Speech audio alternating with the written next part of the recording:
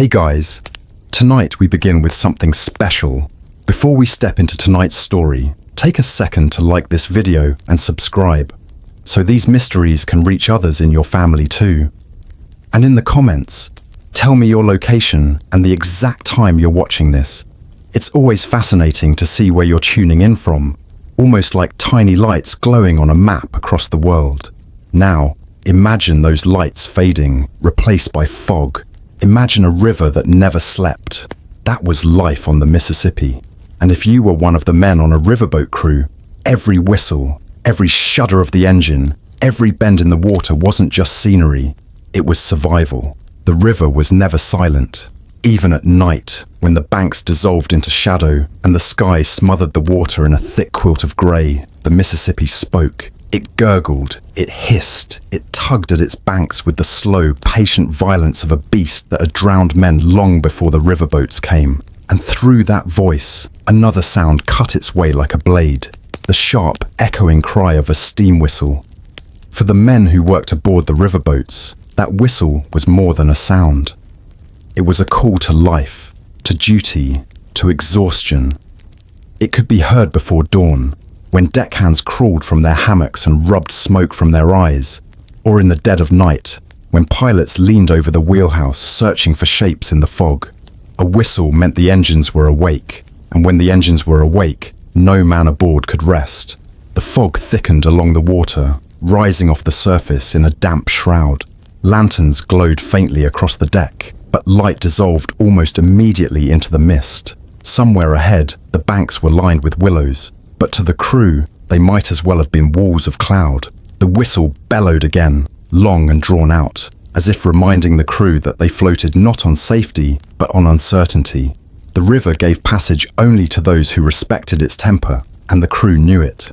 A riverboat was more than wood and iron. It was a floating world, a kingdom of sweat and noise that could carry hundreds of passengers or tons of cargo, but only because of the men who labored within its walls. The fog made them ghosts, their outlines blurring as they staggered to their stations, yet each knew his place as if the boat itself demanded it. Deckhands stumbled barefoot across wet planks, ropes slung over their shoulders. Firemen crouched by the boilers, shoveling coal until their arms screamed. Engineers listened for the rhythm of pistons and gears, straining to hear the difference between steady work and impending disaster. Life on the Mississippi riverboats began before the sun even thought of rising. For the crew, mornings weren't measured in clocks, but in whistles, bells, and the endless push of steam. Each man aboard lived inside the belly of a machine that roared without pause, and the fog, thick and cold, only made it worse. It muffled sound, bent vision, and played tricks with the senses. Pilots swore they saw phantom lights, false signals, or even other boats when none existed. To live and work on the river meant learning to trust instinct more than sight. The crew often said the Mississippi had its own rules, different from the land. Out there, in the shifting fog, there was no straight road, no reliable map. Sandbars could rise overnight, channels could shift within hours, and a man's life could depend on the way he heard the splash of water or the pitch of the current. The whistle was their one declaration against uncertainty, a scream of iron lungs announcing, "We are here, don't let us die quietly." The passengers above, sipping coffee in the grand saloons or rolling dice in the glow of chandeliers, rarely saw the fog for what it was. To them, the whistle was part of the pageantry, a deep, romantic reminder that they were traveling the same waters as Huck Finn, Mark Twain, and nameless wanderers of storybooks. But below, the crew knew better. The whistle wasn't romance, it was survival. It warned rafts, barges, and other steamers lurking in the murk. It told ferrymen to move aside, fishermen to haul their nets in close, and rival captains to keep distance. And sometimes, it was too late. Accidents on the Mississippi were as much a part of river life as the fog itself. A wrong turn in the dark could splinter a hull against a hidden snag. A misread channel could ground a boat so firmly that even the combined labor of 100 men couldn't pry it free until the river changed again. For the crew, such dangers were not tales but memories, carried in the scars on their bodies and the funerals of men who never made it back to shore. The whistle was their warning, their desperate signal that they were threading death's waters yet again. Still, the men did their work. They had no choice. For many, the riverboat was a last chance at wages, at food, at escape from poverty. Some had fled farms where the soil betrayed them. Others drifted from towns where debts mounted faster than forgiveness. The river took in all sorts: Irish immigrants, freedmen searching for steady pay, young boys who lied about their age just to swing a rope, gamblers who lost everything and worked to climb back. On land, they were wanderers. On deck, they were crew. In the fog, their world shrank to touch and sound. The slick feel of rope against calloused palms, the steady drip of condensation from the wheelhouse roof, the relentless churning of paddle wheels, beating the current into froth. Each detail became a lifeline. They learned to read the river with more than eyes, listening to the way wood creaked under pressure, smelling the faint scorch of metal when the boilers strained too hot. A man who lasted long on the riverboats was one who grew ears sharper than his tongue and nerves steadier than his heartbeat. The whistle bellowed again, shorter this time. The pilot was signaling something, maybe a bend ahead, maybe another boat ghosting through the mist. The sound shook the deck, vibrating through planks and bones alike, and the crew instinctively moved tighter into formation. The river had a way of binding men together. Rivalries, grudges, and differences mattered little when fog closed in. Each man depended on the other. Firemen trusted deckhands to keep lines clear. Deckhands trusted engineers to keep pressure steady. All trusted the pilot not to lead them into disaster. The fog made time strange. Hours stretched and collapsed without warning. Some mornings, the sun never seemed to rise at all, leaving the crew to wonder if they had slipped into a world where only grey existed. Work blurred into exhaustion, exhaustion into numbness. Meals came late or not at all. Men stole bites of cornbread or cold meat between shifts, swallowing quickly before the whistle called them back. The riverboat crew lived in fragments, measured not by comfort but by survival. Yet, in the middle of this monotony, there was something else, an odd sense of belonging. The fog, as much as it suffocated, also equalized. In its heavy veil, there was no rank, no luxury, no passengers in velvet seats. Everyone aboard breathed the same damp air, strained against the same uncertainty, waited for the same whistle to tell them whether the world ahead was clear or perilous.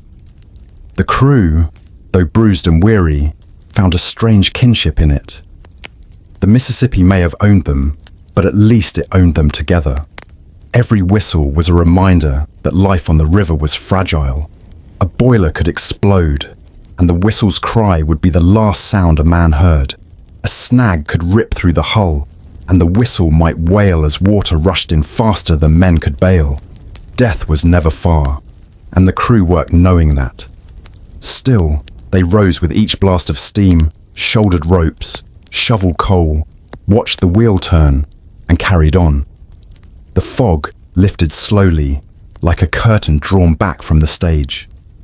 First came a shimmer of pale light, then the outline of trees, then the muddy banks themselves. The whistle shrieked once more, triumphant now, echoing across the wide water. The crew squinted into the dawn, sweat and soot clinging to their skin, eyes bloodshot from labor and sleeplessness. Another night survived, another passage claimed. But for them, the work never ended. The fog would return, the whistle would sound again, and the men of the Mississippi riverboat crew would be there, waiting, listening, ready to give their sweat and their lives to the river's relentless current. The whistle was not just noise, it was the pulse of their world, the heartbeat of men swallowed by fog, carried by steam, and bound forever to the Mississippi.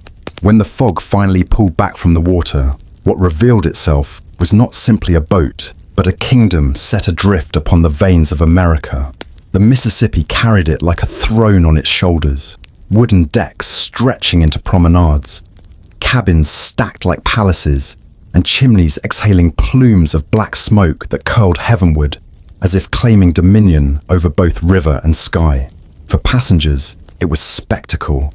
For the crew, it was empire they upheld with aching backs and blistered hands. Riverboats were built to impress. Their towering paddle wheels slapped the current into froth, driving forward a structure that gleamed white in sunlight, but sweated soot and oil in its core.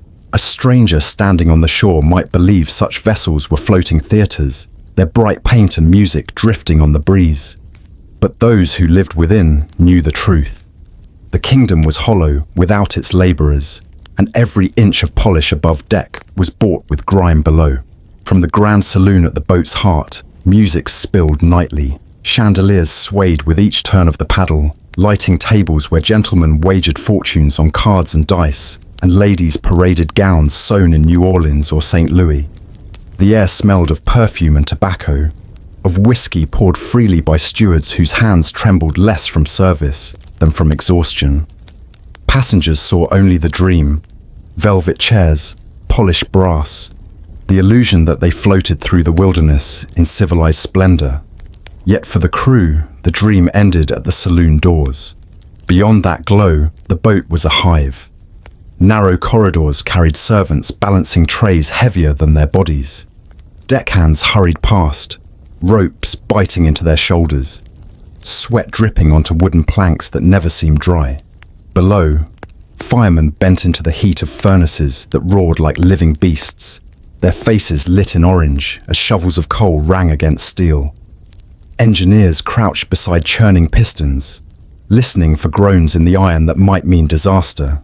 Each man was a moving cog, each motion tied to the survival of the kingdom they served. The floating palace had rules, as any kingdom must. Hierarchies were clear, and defiance could cost a man his wage, or worse, his place. Captains ruled with absolute command. Pilots held a mystique of authority, their hands trusted to guide the boat through waters others barely understood. Engineers were priests of steam, their knowledge sacred, their patience thin. Deckhands ranked lowest, sleeping where they could, eating what was left, living half in shadows. Yet even the lowest man mattered. For a boat without rope or coal, without lines pulled or decks scrubbed, was no kingdom at all, just timber waiting to sink. Life in this floating empire unfolded in layers. Above deck, music, laughter, and the clink of glasses rang late into the night. In the middle decks, murmurs of card games and whispered deals carried through smoke-filled cabins. But below, deeper still, the kingdom groaned. The sound of iron striking iron, the wheeze of pumps, the hiss of escaping steam, all melded into a language the crew understood better than words. They could hear trouble in it, feel unease in the shift of pressure, sense danger in the smell of overheating oil. To outsiders, it was chaos. To the men who lived there, it was the pulse of their world. This duality defined riverboat life, one half spectacle, one half strain. Together, they made an empire that drew crowds on shore whenever it docked. Townsfolk gathered at landings, mouths open as the boat loomed closer, its whistle announcing arrival like a trumpet of kings. Children pointed at the paddle wheel taller than their houses, at the gleam of paint, at the musicians tuning instruments on the open deck. But as cargo was hauled and passengers disembarked, the unseen army of crewmen staggered behind, unseen, their sweat staining the very boards that glimmered. The kingdom shone, but its foundation was built of muscle and soot. For those who worked it, there was no escape from its demands.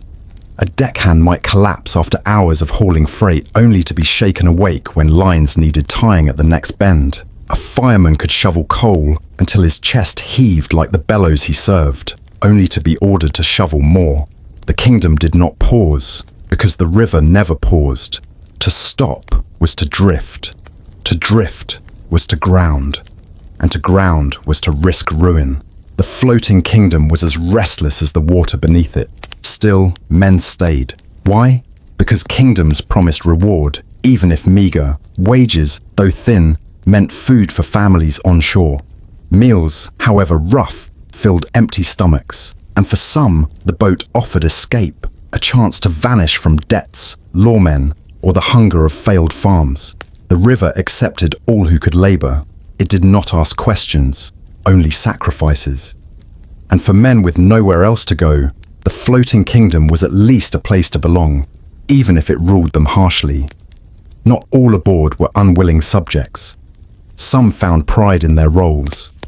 Pilots especially carried an air of nobility. They stood tall in the wheelhouse, eyes fixed on the water's surface, reading the river as others read books. They memorized every bend, every hidden snag, every treacherous shoal, holding in their minds maps no paper could match. To crewmen, they seemed almost untouchable, priests in communion with the river itself. A captain might shout orders, but it was the pilot's steady hand that determined whether the kingdom floated or fell. At night, when the saloons still glittered and laughter rose from the cabins, the crew found what scraps of life they could. Some gathered at the stern, rolling dice on worn planks, the river wind cooling sweat that never seemed to dry. Others lay on sacks of grain, smoking cheap tobacco, staring at stars cut in half by the smoke from the stacks. Conversations drifted between them, stories of towns upriver, whispers of women waiting at ports, jokes about captains too pompous to shovel their own coal. These were moments stolen, fragile as glass, before the whistle summoned them back to labor. The floating kingdom was alive, and to serve it was to live in constant motion. The smell of tar and sweat mingled with perfume, the sound of fiddles blended with the groan of boilers. It was contradiction given form, and its crew lived inside that contradiction every waking hour. They upheld a dream they never tasted, built grandeur they never enjoyed, and yet, without them, the kingdom would collapse into nothing more than drifting wood. What life was really like on a Mississippi riverboat crew was not the dream sold in lithographs and pamphlets. It was this: a struggle hidden behind velvet curtains, a kingdom of labor where survival depended on endless work, where fog, fire, and fatigue gnawed at men's bodies, and where music above deck masked the groans of those below. The crew knew it well, but they carried on, because the river demanded it, and the floating kingdom they served left them no choice. Morning returned, gilding the decks in sunlight. The river glittered like hammered brass. Passengers stretched lazily, calling for coffee and sweet bread. The whistle blared again, announcing the boat's presence to the world. And below, as always, the crew stirred, shouldering ropes, shoveling coal, listening to the engines breathe. The kingdom was awake, and so were they. The Mississippi was never a road to be conquered. It was a living force, and those who floated upon it knew they were at its mercy. Every bend, every eddy, every mile of shifting sand reminded men that the river chose who passed and who perished. The riverboats might have looked like palaces drifting proudly across the water, but inside them labored men who understood the truth. They were not masters of the current. They were its servants, clawing for survival on waters that could turn hostile without warning. These were the men who worked the current. They came from everywhere, each drawn by the promise of wages or the lure of escape. Deckhands were often farm boys with hands calloused by plows, Irish immigrants who had traded the famine of their homeland for grueling labor in a new world, or drifters who carried no past except the scars on their knuckles. Firemen and stokers were built like oxen, their muscles hardened by endless hours feeding coal into the firebox, their lungs coated with soot. They coughed up long after the shift ended. Engineers came with sharper minds, though even they bore burns and scars from the machinery they served.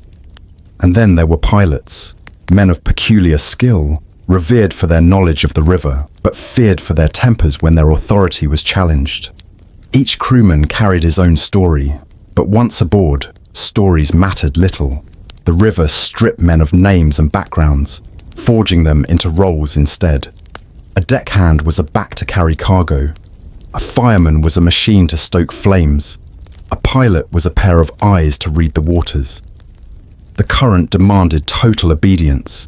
and the crew learned quickly that hesitation or weakness could drown not only themselves, but every soul aboard.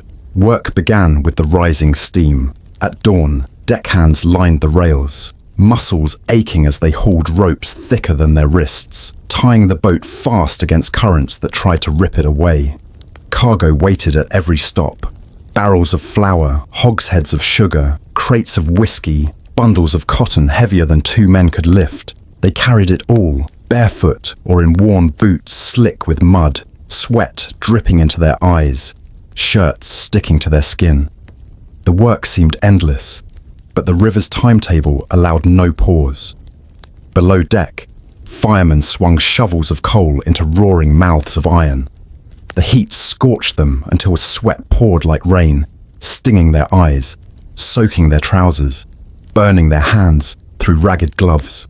The boilers were never satisfied. They demanded fuel without end, and the men labored in shifts that blurred together, muscles trembling, lungs blackened by the soot they breathed.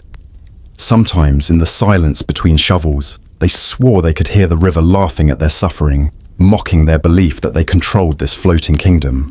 Above, pilots wrestled with another kind of burden. From the wheelhouse, the Mississippi looked deceptively calm, its wide surface smooth as polished metal. But a pilot knew the truth. Beneath the surface lay shoals waiting to tear a hull apart, sandbars that shifted overnight, and snags, trees buried just beneath the water, sharpened into spears by the current. Pilots bore these dangers in their minds, mapping them not on paper but in memory, their knowledge built from years of observation. They read the color of the water, the tilt of the current, the faint ripple where the depth changed. To most, it looked like chaos. To them, it was a language as clear as scripture. The men who worked the current endured more than physical strain. They endured uncertainty. A deckhand could spend weeks hauling and sweating only to be tossed aside at the next port, replaced by another willing body. Wages were often late, sometimes stolen outright by dishonest officers. Injuries were common, and a man crushed by cargo or burned by steam found little sympathy beyond a shallow grave near the river's edge. Still, they returned to the boats, because the land offered even less. On shore, there was hunger. On the water, there was at least a chance at bread and coin. Despite the hardship, bonds grew between them. Shared labor forged a kind of brotherhood, though fragile, born of necessity more than affection. Deckhands passed bottles of cheap whiskey under the stars, laughing through cracked lips. Firemen sang in hoarse voices while the engines thundered around them, their songs half curses, half prayers. Pilots muttered wisdom to apprentices who clung to every word, hoping to inherit the sacred knowledge of the river's twists and dangers. These moments were rare, but they stitched the men together into something stronger than survival alone. Yet the river had its own way of testing loyalty. Storms could roll down the valley without warning, winds tearing at the smokestacks, lightning splitting the sky wide open. In those hours, men were stripped to their cores. Deckhands lashed themselves to ropes, bodies battered by rain, fighting to keep the boat from smashing against unseen shores. Firemen stoked harder, feeding the boilers even as water dripped onto the coals, hissing and spitting like demons. Pilots held the wheel with knuckles white, eyes searching for a channel through the blackness. In storms, the men who worked the current revealed their truest selves: the brave, the desperate, the cowardly, and the doomed. Danger also lurked in silence. When no storm raged, when no fog smothered the horizon, the river still threatened. A sudden shudder beneath the hull could mean disaster. A snag tearing open the bottom, water rushing in faster than pumps could manage. In those moments, crewmen moved with frantic purpose, their world collapsing into minutes of desperate labor. Some prayed, others cursed, but all knew their lives hung on wood, rope, and iron against a river that wanted them drowned. Amid such peril, respect for the river became a creed. Men spoke of it not as water, but as a spirit, fickle and unforgiving. They gave it names, cursed it like an enemy, yet bowed to it like a god. A man who thought he could outsmart the Mississippi did not last long. The survivors were those who listened, who learned to read its moods, to yield when it demanded, and to take only what it allowed. Still, There were moments when the current gave back. A calm night under the stars, the boat gliding smooth as glass, the moon casting silver across the water. The crew, weary but alive, leaned on the rail and breathed air that, for once, was not choked with smoke. They watched fish leap from the surface, listened to fiddlers playing on the upper deck, smelled the faint sweetness of magnolias drifting from the shore. For a fleeting moment, the river was not enemy but companion, carrying them gently, reminding them why they had chosen this life despite its cruelty. The men who worked the current did not see themselves as heroes, though later generations might romanticize them. They were laborers, gamblers, fugitives, and wanderers. They were men who had little and risked much. Yet in their struggle, they built something larger than themselves. Without them, the floating kingdoms could not move. Without their sweat, the trade of the river would falter. Without their endurance, the Mississippi would carry nothing but silence. As the boat pushed forward, its paddle wheel beating steady against the current, the crew braced themselves for another day of labor. The river stretched on endlessly, a path with no certainty, only the promise of more bends, more storms, more nights of fire and fog. And still, they worked it, because that was all they knew, and the current, merciless as it was, carried them onward. Beneath the shining decks and the music drifting through the saloon, another world roared, hidden in smoke and flame. The heart of the riverboat was not its wheelhouse or its grand chambers, but the furnace buried deep within its belly. There, iron and fire conspired to keep the floating kingdom alive, and men labored in heat that bent their spines and blackened their lungs. To step into the engine room was to step into a place that belonged more to the inferno than to the Mississippi.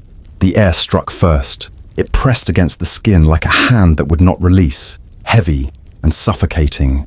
Breathing was work in itself, the lungs drawing in smoke mixed with heat until each gasp seared like a coal. The walls dripped with condensation, steam gathering on iron and wood alike, the dampness so thick it never seemed to dry. Fires roared behind the furnace doors, their glow spilling across the floor in red waves. Men moved within that light like shadows, their bodies slick with sweat, their eyes rimmed with soot. These were the firemen and stokers, men condemned to endless shoveling. Their shovels clanged against coal bins, sending sparks skittering into the haze. Every stroke had rhythm, a brutal cadence that never paused. Dig, swing, thrust, repeat. The coal shattered under their blades, black dust coating their arms and faces until they looked carved from the same ore they burned. They fed the furnace not just with coal, but with their own endurance, the fire devouring hours of their lives as greedily as it consumed the fuel. There was no clock in the engine room, no sun to measure the passing of day or night. Time was marked instead by the turning of the paddle wheel and the scream of the boilers. The furnaces demanded constant attention. To neglect them for even a few minutes was to risk disaster. Too little coal, and the pressure dropped, the engines faltering, the river pushing the boat wherever it pleased. Too much, and the boilers strained under heat they could not contain. Men knew the danger of an overheated boiler, an explosion that could rip iron into shrapnel and scatter bodies across the water like leaves. It was fear that drove them as much as duty. The engineers stood above this labor, their eyes fixed on gauges that trembled under the strain of steam. They were guardians of balance, interpreters of dials and hissing valves, their ears tuned to the smallest shift in the machinery's groan. To them, every sound had meaning. A whine foretold pressure rising too fast. A cough of steam meant a leak in the lines. A rattle of bolts warned of strain that could snap the engine apart. They lived in vigilance, never resting, because the smallest mistake could end hundreds of lives. Yet for all their authority, even engineers were prisoners of the room's heat. Sweat poured from their collars, staining their ledgers, dripping onto their hands as they turned wheels and pulled levers. No rank could spare a man from the inferno. The engine room equalized everyone, burning away arrogance, leaving only endurance. The noise was constant, a thunder that swallowed thought. Pistons slammed back and forth, iron grinding against iron with a force that shook the bones. Valves hissed like serpents, releasing steam in sharp bursts that scolded anyone who strayed too near. The paddle wheel outside thrashed the water with relentless rhythm, the entire boat trembling with each strike.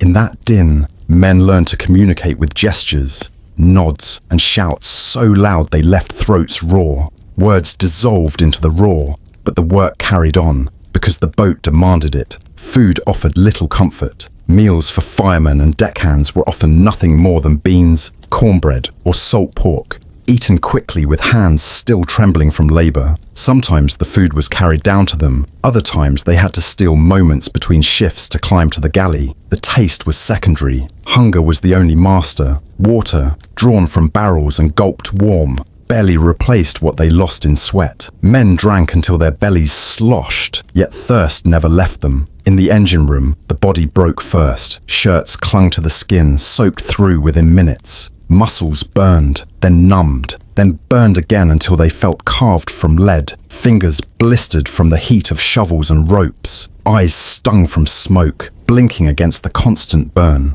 Many carried scars, burns from stray embers, gashes from slipping tools, welts from falling coal. Some bore worse, collapsed lungs from years of breathing soot, joints ruined from the endless motion of shoveling. But the river offered no pity, and neither did the work. If a man faltered, another stepped in. The fires could never wait. There were stories whispered of firemen who collapsed mid-shift, their bodies simply refusing to move. Sometimes they were dragged aside, given water, and left to recover if they could. Other times they were carried topside, faces pale as ash, never to return below. For the crew, it was a warning. For the riverboat, it was routine. The engine room consumed men as surely as it consumed coal, and both were replaced without ceremony. Despite the misery, a strange pride lived among those who labored here. They called themselves the lifeblood of the boat, and in truth, they were. Without their fire, the wheel stopped turning, the whistle fell silent, and the grand kingdom above would crumble into stillness. Passengers in their finery might sneer at the soot-stained men below, but they owed their journeys to them. The firemen knew it, and though they rarely spoke of it aloud, they carried the knowledge like a secret badge of honor. Occasionally, the engine room gave them glimpses of the outside world. When the furnace doors swung open, the glow spilled across their faces, illuminating eyes red with smoke but still burning with determination. Sometimes, in rare moments of rest, they leaned against the iron walls and listened. Above the roar, faintly, came the sounds of music and laughter from the saloon. To the crew, it was a reminder of the gulf that separated their world from the one above. Yet it also reminded them why they endured. The passengers floated on dreams only because others sweated in the dark to keep those dreams alive. When the boat docked, firemen often emerged like specters, their skins smeared with black, their hair plastered to their heads. Townsfolk on shore sometimes stared, whispering about the grim figures who stepped out of the bowels of the boat. To some, they seemed like demons dragged from the river's depths. To others, they were invisible, ignored in favor of the glittering passengers descending the gangplank. But for the men themselves, appearances meant little. They returned below soon enough, swallowed by the heat once more. Night offered no relief. The fires burned just as fiercely under the moon as under the sun. Men worked in shifts, rotating between exhaustion and shallow rest. In their bunks, sweat still clung to their bodies, and the roar of the engines vibrated through the walls until dreams themselves trembled. Sleep was shallow, often broken by sudden calls to return when pressure spiked or a valve threatened to give way. There was no true escape, only brief reprieves before the fire demanded them again. The engine room was the heart of the riverboat, and those who served it were its arteries and veins. They kept the blood of steam and fire flowing, no matter the cost. Without them, the Mississippi would claim the vessel within hours. With them, the boat pressed on, defying fog, storm, and current. They were not celebrated, rarely thanked, often forgotten. Yet their labor was the foundation upon which the grandeur above rested. The heat shaped them, burned them, and in time claimed them. But while they lasted, they were the men who kept the riverboats alive, sweating in darkness while the kingdom above glittered in light. And as long as the paddle wheel turned, their shovels would rise and fall, feeding the fire that bound them to the river's relentless current. If the engine room was the boat's hidden heart, then the deck was its calloused skin, a place where work never ended, where hands grew hard as rope, and where the river itself pressed against every seam of the vessel. Here, under the open sky, the deckhands lived and labored, bodies bent against wood, water, and weather alike. They were the first awake and the last to rest. When fog still clung to the river like a pale shroud, the deckhands were already on their feet, coiling ropes, checking lines, hammering down loose boards. Their boots clattered against wet planks, echoing across the still morning, while the passengers above remained in their cabins, dreaming of another easy day afloat. But the boat's skin had to be kept tight, its ropes ready, its cargo secure, and its gangplanks set for docking. These were the responsibilities of the deckhands, and they carried them with little glory, only sweat. Theirs was a life of endless lifting, barrels of flour, sacks of cotton, crates of whiskey, even livestock, all passed through the hands of the deck crew. Shoulders bore the weight, spines strained under the burden, palms toughened until splinters no longer drew blood. Cargo did not wait for weather. Rain only made the wood slicker. Heat only drew more sweat. The deckhands trudged on regardless, muscles aching as they shifted the wealth of merchants and farmers across the boat. Without their labor, no trade would flow. With it, the Mississippi pulsed with commerce, and the boat kept its place as a moving marketplace. But not all loads were crates and barrels. Sometimes the deckhands carried the human cargo too, passengers too frail to climb the gangplank, drunkards who collapsed before reaching their cabins, the occasional corpse that needed to be lowered discreetly when death found a traveler mid-journey. It fell to the same men who hauled freight to haul these burdens as well. Their hands knew no distinction between wealth, weakness, or death. Everything was weight to be carried, and everything had to be moved. The river itself demanded constant attention. Deckhands stood watch along the rails, eyes scanning for driftwood, hidden logs, or snags that could tear the hull. In flood season, when the river swelled with fury, the current carried entire trees, their roots twisting like claws just beneath the surface. A single strike could crack planks, and so the deckhands kept their poles ready, bracing against the railing to push away whatever the river threw at them.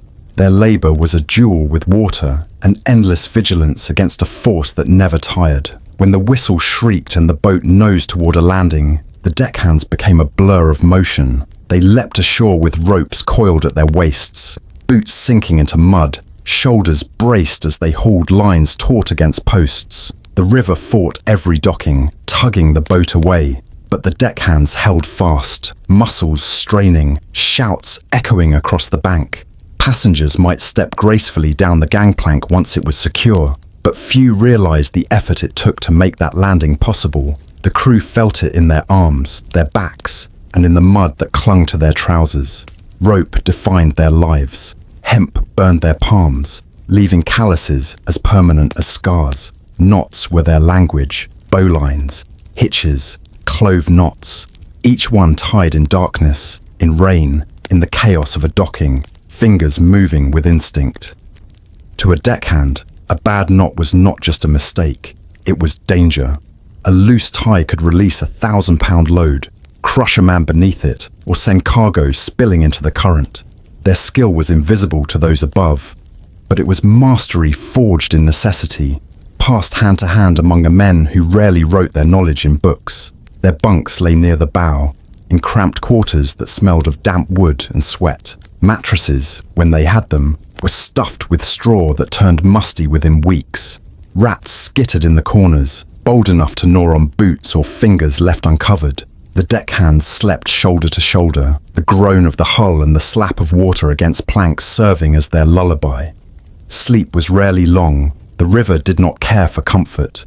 At any hour, A whistle or a shout might call them back on deck to manage lines, shift cargo, or wrestle with trouble stirred up by current or storm. In these quarters, camaraderie thrived, rough and unpolished. Men swapped stories by lantern light, their laughter carrying through the timbers.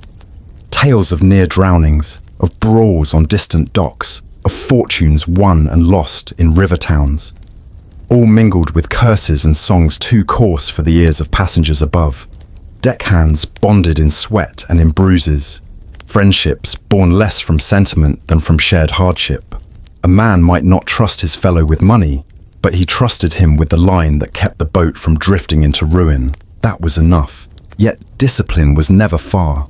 The mate, often a hard-eyed overseer, kept a close hand on the deck crew. Orders barked sharp, punishments delivered swiftly. A mistake could earn a tongue lashing. Repeated mistakes, a fist, or worse. Some mates carried whips, relics of harsher days, though even without them, their authority was iron. To the passengers, the mate was barely noticed. To the deckhands, he was a shadow always looming. Resentment simmered, but rarely boiled over, for the mate's word was law until the boat touched shore again. Pay for such labor was meager, barely enough to keep a man clothed and fed. Many worked not for wealth, but for survival, drifting from one boat to another, chasing wages that vanished as quickly as they came. Some were runaway farm boys, trading fields for decks. Others were wanderers with no land to tie them, finding in the river a restless home. A few were men broken by past lives, gamblers ruined, drifters who could not stay in one place, souls who preferred the hard certainty of work to the uncertainty of the land. The boat gathered them all, giving them purpose, if not comfort. Their work did not stop with cargo and ropes. Deckhands were the first called when storms threatened, when lightning split the sky and the rain hammered against the deck. They scrambled to secure tarps, to lash down supplies, to bail water that sloshed across the planks. The river in storm was a beast, waves slapping against the hull, winds howling through the rigging. The deckhands stood in the teeth of it, soaked to the bone, blinded by rain, but never stopping. To falter meant the boat could founder, and so they clung to their ropes and their tasks until the storm passed, leaving them trembling but alive. Sometimes the danger came not from weather, but from men. River towns were rough places, and dockside brawls were common. Deckhands found themselves the boat's fists, standing against thieves, drunkards, or angry locals who sought to test their strength. They fought with the same tools they worked with. Fists, ropes, even belaying pins turned to clubs. Bruises and broken teeth were the cost of such encounters. Yet the crew returned to their work as though nothing had happened, their knuckles still raw. Disease stalked them too. In the close quarters of the deck, a cough could spread like wildfire, fever sweeping through the crew. Doctors were rare aboard, remedies were crude at best. Men worked sick because there was no choice, their bodies weakening as the river demanded the same labor from them. Sometimes a man vanished from his bunk one morning, carried ashore to be buried in a river town, another name swallowed by the current. Despite it all, the deckhands endured. Their hands, cracked and scarred, told stories of labor that passengers never saw. The elegance of the saloon, the shine of the paddle wheel, the smoothness of the journey, all rested on the dirty hands of men who bent their backs to the work. They bore the grime of the river so that others might glide across its surface as though it were silk. And when the boat's whistle blew, announcing its arrival, the passengers applauded the journey, praising the captain, the pilot, even the luxury of the vessel itself. Few thought of the men on the deck, their shirts clinging with sweat, their fingers raw from rope. Yet it was these men, with their dirty hands, who had held the river at bay, who had carried the weight, who had made the journey possible. The deck bore their labor, the river tested their strength, and history remembers little of their names. But the boat would never have survived a mile without them. When the day's labor had burned through every muscle, when ropes were coiled and barrels stacked, when the shouts of mates gave way to the steady churn of the paddle wheel, the boat did not sleep. It changed its face. The crew who had spent the day bent beneath cargo or swallowed by the heat of the engine room climbed above deck into another kind of heat. The kind that rose from lamps, from whiskey, from the fever of chance. In the cabins, passengers drew curtains and whispered prayers before bed.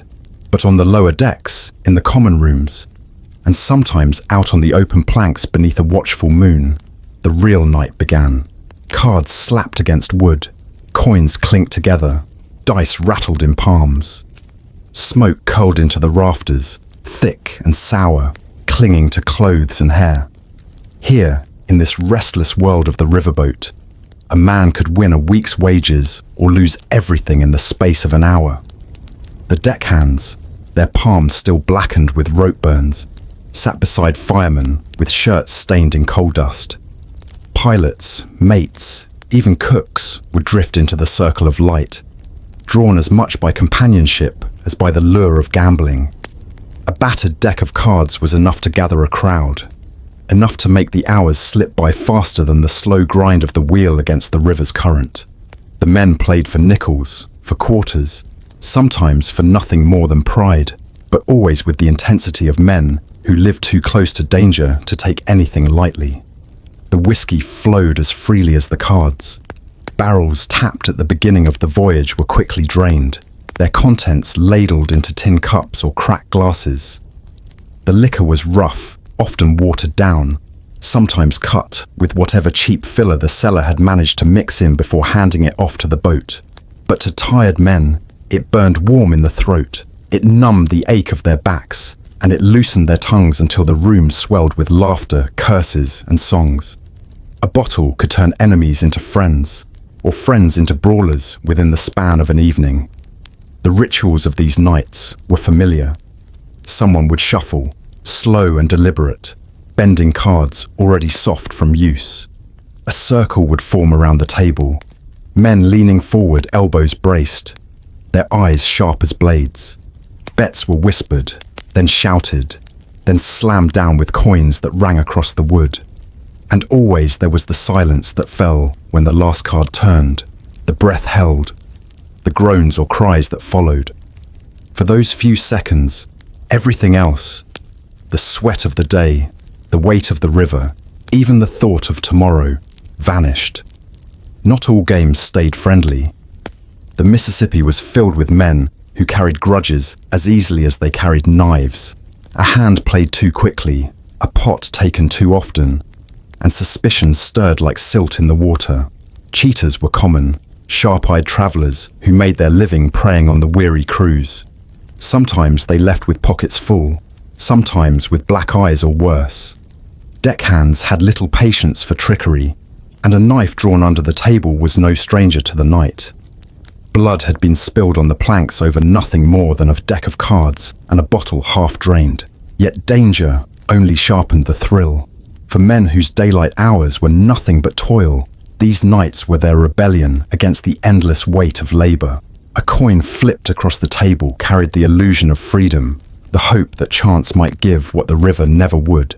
An easy win, a pocket filled, a taste of fortune. They chased it with the same relentlessness they fought storms or loaded cargo, driven not by reason, but by the hunger that always followed them. The laughter when it came was rough but real, a story told between drinks, a joke shared at another man's expense, a song carried half in tune. These were the things that bound the crew together as tightly as ropes bound the boat to its landings. Men sang old ballads of the river, songs of lost loves, of towns long behind them, of the river herself as mistress and monster. Their voices rose over the rumble of the engine, drifting into the night until they were swallowed by fog. For the younger deckhands, the nights were an education. They learned to hold their liquor, to spot a false shuffle, to keep their tempers when the pot vanished in another's favor. Older hands watched them closely, sometimes guiding, sometimes letting them stumble. The river taught hard lessons, and the nights of cards and whiskey were no different. A man who lost too much too often found himself broke before the boat touched shore, forced to borrow or beg just to eat. Those who learned restraint survived. Those who didn't often drifted away, lost to the river towns or to the jailhouses that dotted the shore. Not every crewman joined the games. Some watched from the edges, sipping slowly, their eyes half closed, taking in the spectacle without risking their wages. Others slipped into corners with harmonicas or fiddles, filling the smoky air with tunes that shifted from mournful to wild in the space of a few bars. Music softened tempers, carried men through long hours, gave rhythm to nights that might otherwise have collapsed under the weight of monotony. In the flicker of lamplight, with cards on the table and whiskey in the cup, the boat felt less like a vessel of labor and more like a floating tavern, a fragile kingdom of its own. But even kingdoms built of whiskey and cards could fall. More than once, the night ended with overturned tables, with fists pounding into flesh, with men dragged away before knives found their mark. The mates, when forced to intervene, dealt punishment harshly, stripping away rations, docking wages, or throwing men into makeshift irons until tempers cooled. Yet by the next evening, the same men would return to the table, the same cards would slap against wood, and the cycle would begin again. The river was never far from these nights. Through open windows or gaps in the deck, the current whispered, a constant reminder that this world of smoke and laughter floated on danger. Sometimes men carried their cups outside, standing on the planks with whiskey in hand, staring into the dark water as though it might answer their unspoken questions.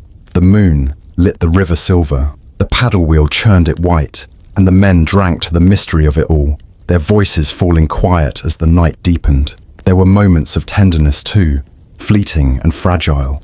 A letter read aloud by a man who could barely form the words, written by a wife or mother far away. A hand clasped on a shoulder after a hard loss. A song sung softly, meant for no one but the singer himself. These nights were not only about cards and whiskey, they were about reminding each other that they were still human, even as the river demanded more than most men could give. And when the lamps finally burned low, when the bottle lay empty, when the cards were scattered across the table like leaves, the men drifted back to their bunks. Some carried victory in their pockets, others nothing but regret. The air still smelled of smoke and liquor. Their laughter still echoed faintly against the timbers. But outside, the river rolled on, indifferent to their games, carrying them all toward the next port, the next load, the next long day. The boat never truly slept. The engine turned, the pilot kept his hand on the wheel, and the river whispered against the hull. Yet for the men who had wrestled with cargo and storm, who had lived through rope burns and coal dust, these nights were a chance to feel alive. If only for a few hours. Cards and whiskey could not change their fate, but they gave the illusion of freedom. And sometimes an illusion was all a man needed to keep going. In the end, the nights of cards and whiskey were not distractions from river life. They were part of it, just as essential as the ropes that bound the boat, as the coal that fed the furnace, as the hands that kept the wheel steady. Without them, the work would have crushed the men who lived it. With them, the boat carried not just cargo and passengers, but laughter, music, and the fragile dreams of those who labored in its shadow. Long after the card games had broken apart, when laughter had dwindled to silence and the last lanterns flickered in smoky corners, there was still one place aboard that never surrendered to sleep. High above the decks, above the clang of iron and the smell of whiskey, stood the pilothouse. A glass crown perched on the boat's head, glowing faintly against the endless dark. From there, one man guided everything. The pilot lived in a world apart, while deckhands wrestled with ropes and firemen bent over shovels. The pilot's hands rested on the great wheel, fingers curled around polished spokes worn smooth by generations before him. The river stretched ahead like a shifting labyrinth, its surface calm to the eye but filled with treachery just beneath. Every bend concealed a hazard, every change in the water's color carried a warning. To guide a boat through that darkness was not a task. It was a burden carried alone. Few men understood the kind of knowledge a pilot held. It was not written in books or charts, for the Mississippi changed by the hour.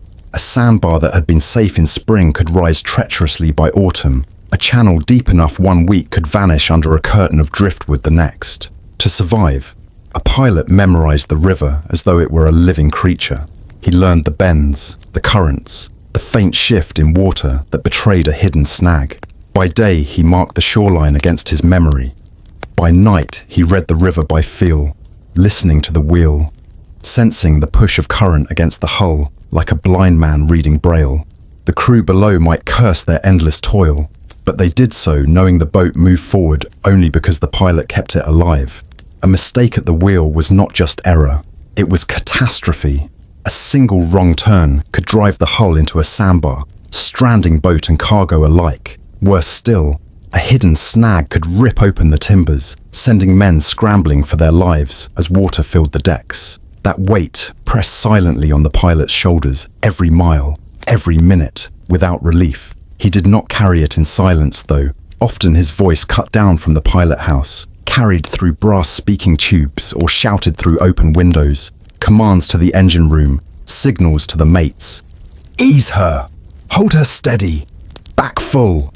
His words snapped across the decks, and the boat answered, steam hissing, paddles churning, ropes straining.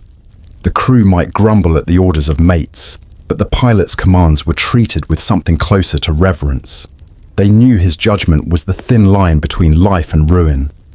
By day, his world was a chamber of glass and light. The river unfolded beneath him in wide arcs, lined with forests that whispered in the breeze, with towns that appeared like brief mirages along the banks.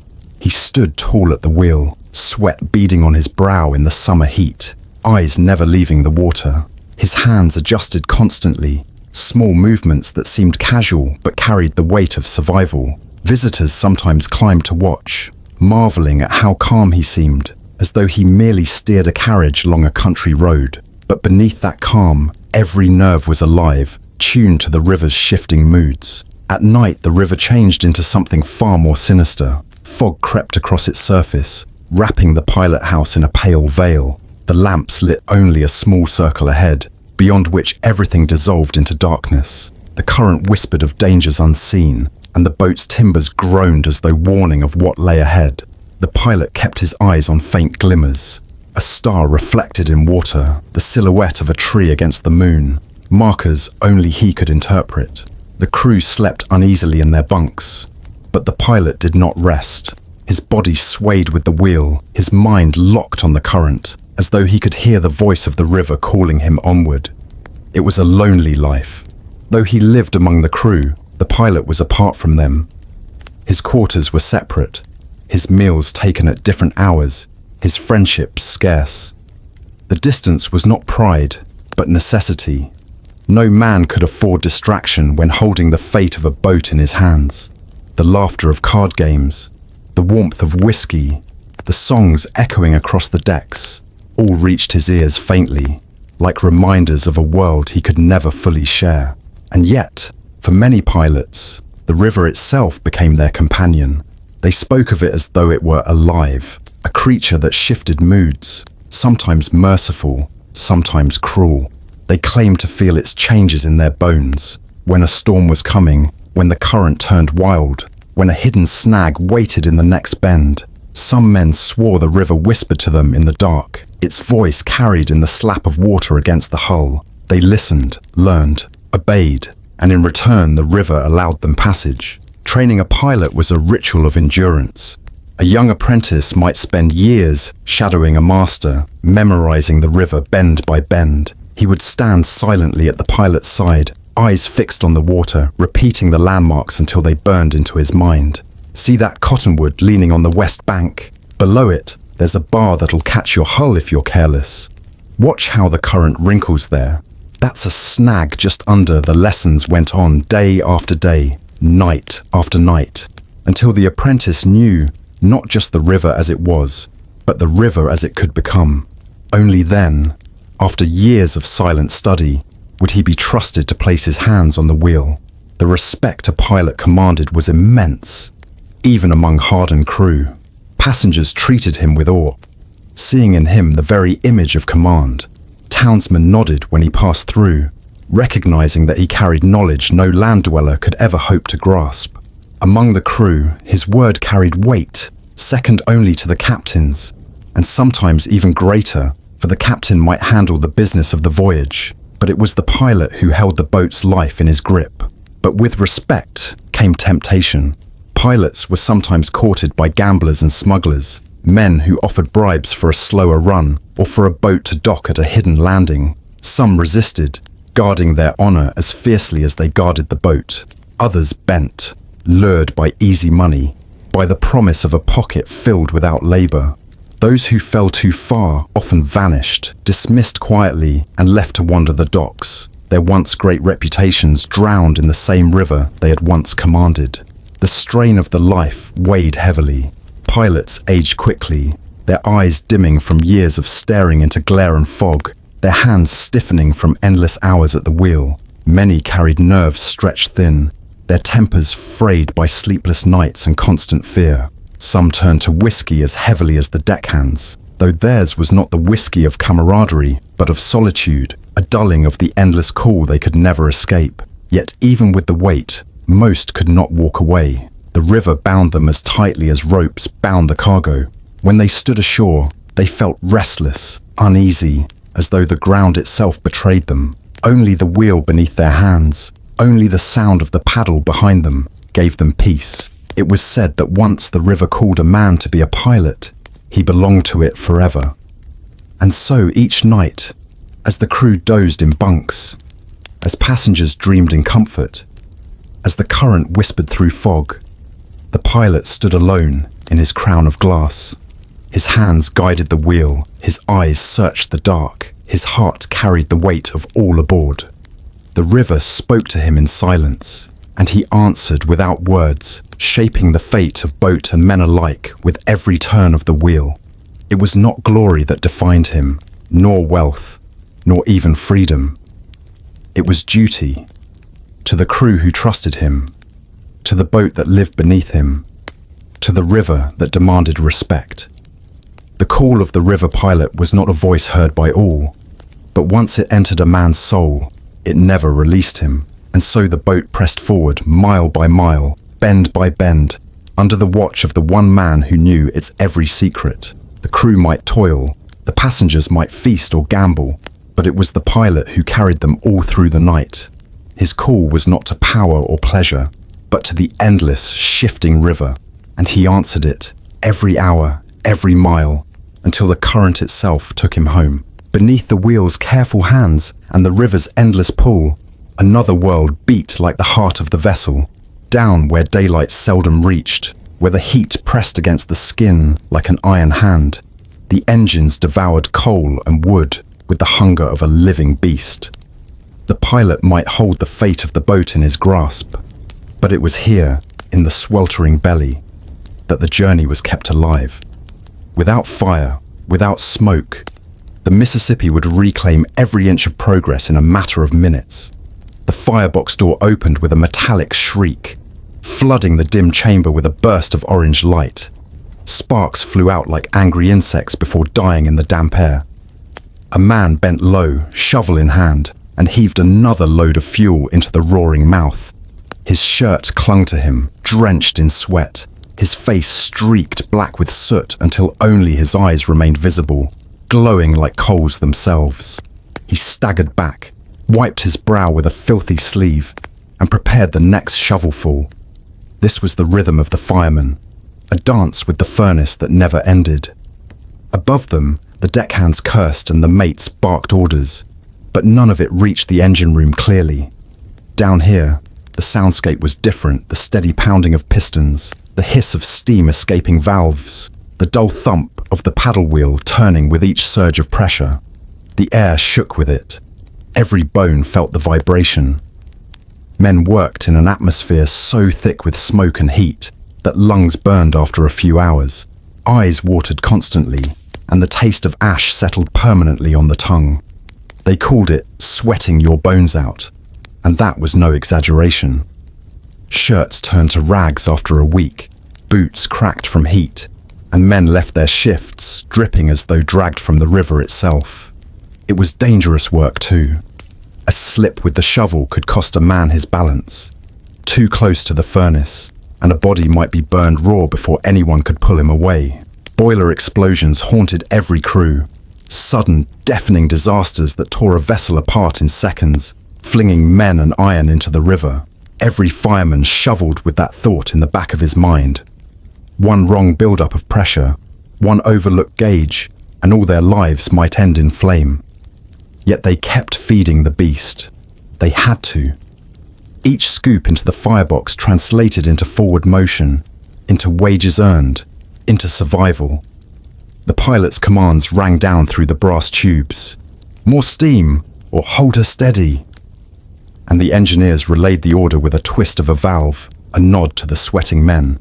Shovels scraped, furnaces roared, and the boat surged ahead. The engine room was more than a workplace. It was a society apart. Here, the crew lived in a haze of camaraderie born of shared misery. They worked in pairs, trading shovels when arms gave out, passing tin cups of water to quench cracked throats, slapping shoulders in grim encouragement. Arguments did not last long in such heat. There was no energy to waste.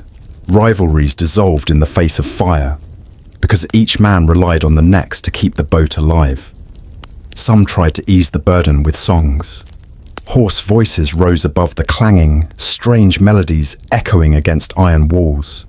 The songs were rough, often obscene, but they carried rhythm, and rhythm was survival. Each shovel found its beat. Each man matched his movements to the chorus, until the fire burned in time with the music. The boat itself seemed to pulse with it, paddles thundering, steam screaming from the stack.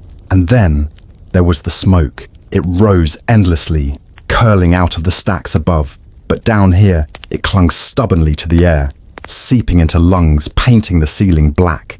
Men coughed constantly, spitting dark phlegm into corners. Some developed what they called the riverboat wheeze, a cough that never left, even on dry land. The youngest recruits often broke first, collapsing after only a few days, too dizzy to stand. The older hands shook their heads and dragged the bodies to the deck for air before returning to their shovels. "The fire don't care," they muttered. And it didn't. The engineers, perched slightly above the firemen, watched it all with sharp eyes. They were the masters of valves, gauges, and levers, their hands controlling the beast's temper. They adjusted the pressure, released steam when it built too high, tightened bolts before they rattled loose. To passengers and even to many crew, the engineer seemed little more than a mechanic. But the firemen knew better. A careless engineer could kill them all. They worked under his command, trusted his judgment, cursed him quietly when he pushed them too hard, but never ignored him. For all its danger and filth, there was a strange pride in the work. A man who could last in the heat, who shoveled without complaint, earned the respect of his fellows.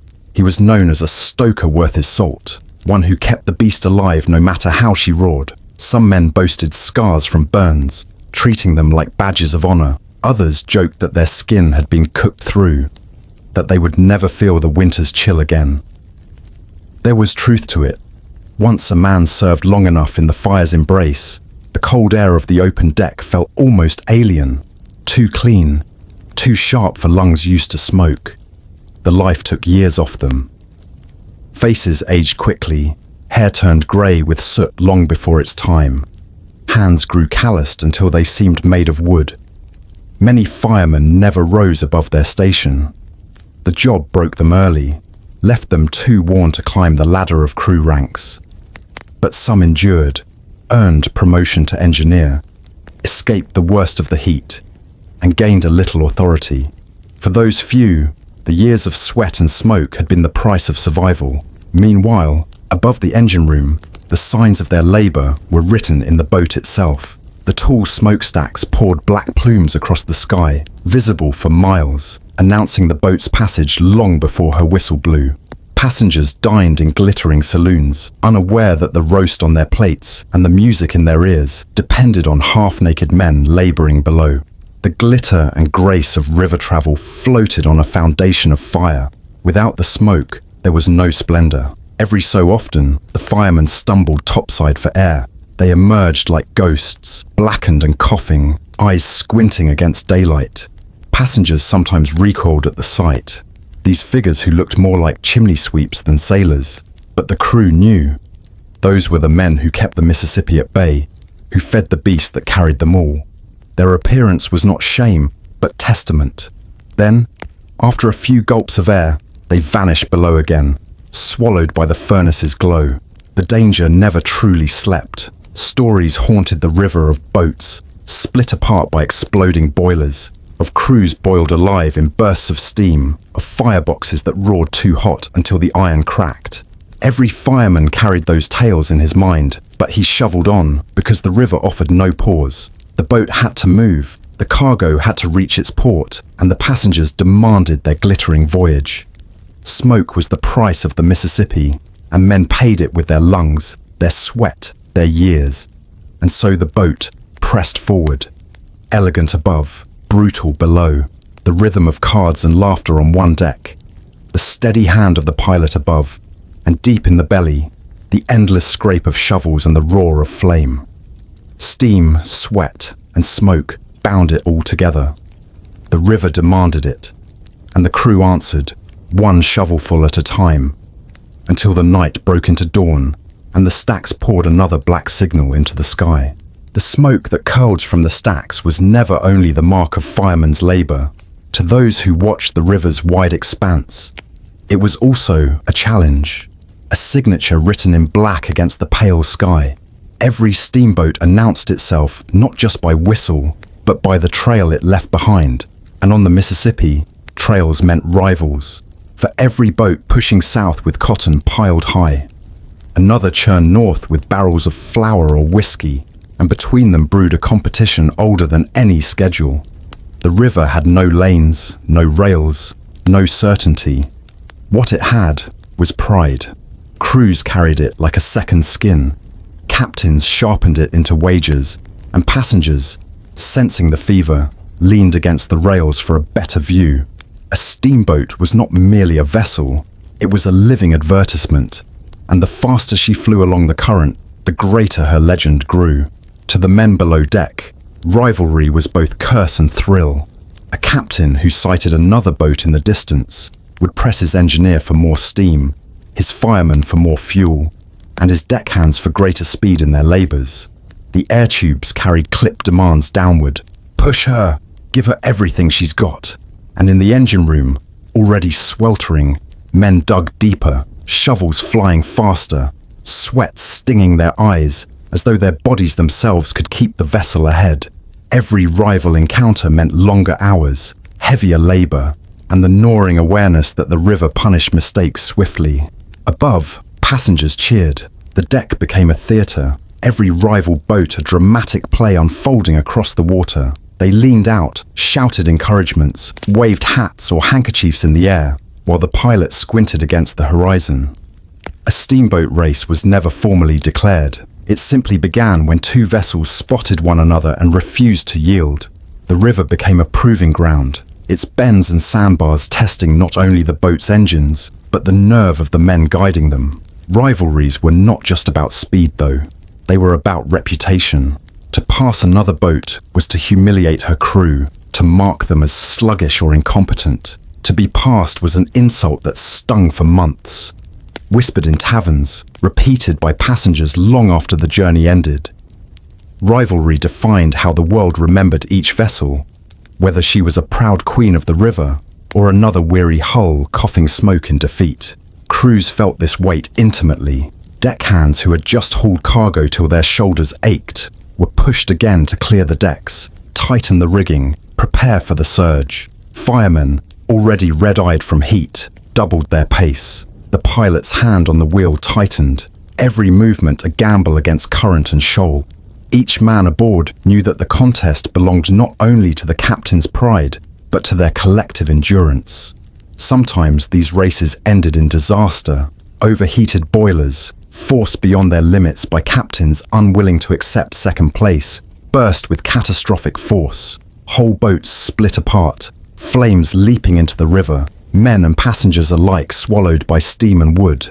Other times, rivalries drove reckless navigation. Sharp turns taken too fast, sandbars struck in blind confidence, hulls splintering as the Mississippi reminded them who truly ruled its waters. Every crew had heard such stories, yet every crew, when their own moment came, leaned into the rivalry with equal fervor. The river punished, yes, but it also rewarded with immortality. What the passengers saw as spectacle, the crew felt in their bones. On deck, men taunted their rivals across the water, shouting insults that carried over the noise of the paddles. Below deck, firemen cursed as they shoveled, mocking the lazy bastards on the other boat, even as they gasped for breath. The rivalry was not confined to captains or pilots. It infected the entire body of the crew, from the greenest deckhand to the most grizzled engineer. Even at night, the competition burned. Lanterns lit the decks as whistles screamed into the darkness, and the river, black as ink, mirrored the glow of furnace fires through the grates. Boats chased one another by moonlight, their crews straining to keep pace, though the biddies could barely see the bends ahead. The Mississippi's voice was different in these hours, its waters hiding dangers that daylight revealed. Yet rivalry made men bold. Better to risk the unseen than to trail behind with shame biting at your heels. There was more at stake than pride alone. A faster boat meant faster deliveries, more favorable contracts and higher wages. Merchants sought out the speediest crews, knowing their goods would reach market swiftly. Captains promised investors that their vessel could outpace any rival. Speed was currency, and rivalry sharpened it. A crew that proved itself could expect more work, steadier pay, and a name that carried weight in river towns. Rivalry was survival dressed in spectacle, but the river had its own sense of justice. On one journey, a boat might triumph, her smokestacks cutting a victorious line against the sky. On the next, she might founder in shallow water, forced to watch her rival glide past with cruel elegance. The crews understood this rhythm. Rivalry was not a single contest, but a cycle, endless as the river's bends, each victory fleeting, each humiliation temporary. For the firemen, rivalry was agony and exhilaration tangled together. They shoveled until their arms trembled, their shirts soaked clean through, their lungs raw. Yet when the rival boat fell behind, when her whistle faded into the distance, the firemen roared their triumph louder than the passengers above. They slapped one another's backs, raised grimy tin cups in mock toasts, and grinned through soot-blackened teeth. For a moment, the pain of their labor transformed into something larger, proof that their sweat mattered, that their suffering carved victory from the current. Deckhands shared in this too. They leaned on their poles, eyes gleaming as they watched the rival boat drift farther astern. Some spat over the side in contempt, others whooped like boys at a fair. They knew their captain would boast in the next port, but they also knew it was their muscles that had carried the glory. Rivalry gave meaning to their grueling work, turned toil into legend, and always, in the pilot house, the river pilot kept his eyes fixed on the horizon. Rivalry sharpened his craft like nothing else. Each bend demanded perfect judgment. How much steam to release, how sharp a turn to take, where the current ran fastest. The rival boat at his side was not merely competition, but a mirror of his own skill. If she pulled ahead, it was a stain on his mastery. If he pulled ahead, it was proof that his hands knew the Mississippi better than any other. Passengers spoke of rivalry in hushed tones long after their journeys. They told tales in parlors and taverns, embellishing details, exaggerating the speed, the danger, the glory. Rivalries became legends that lived longer than the boats themselves, passed down like folk songs. Names of crews were lost to time, but the boats, the Natchez, the Robert E. Lee, the countless others that raced the river, carried reputations forged by rivalries their crews had bled for.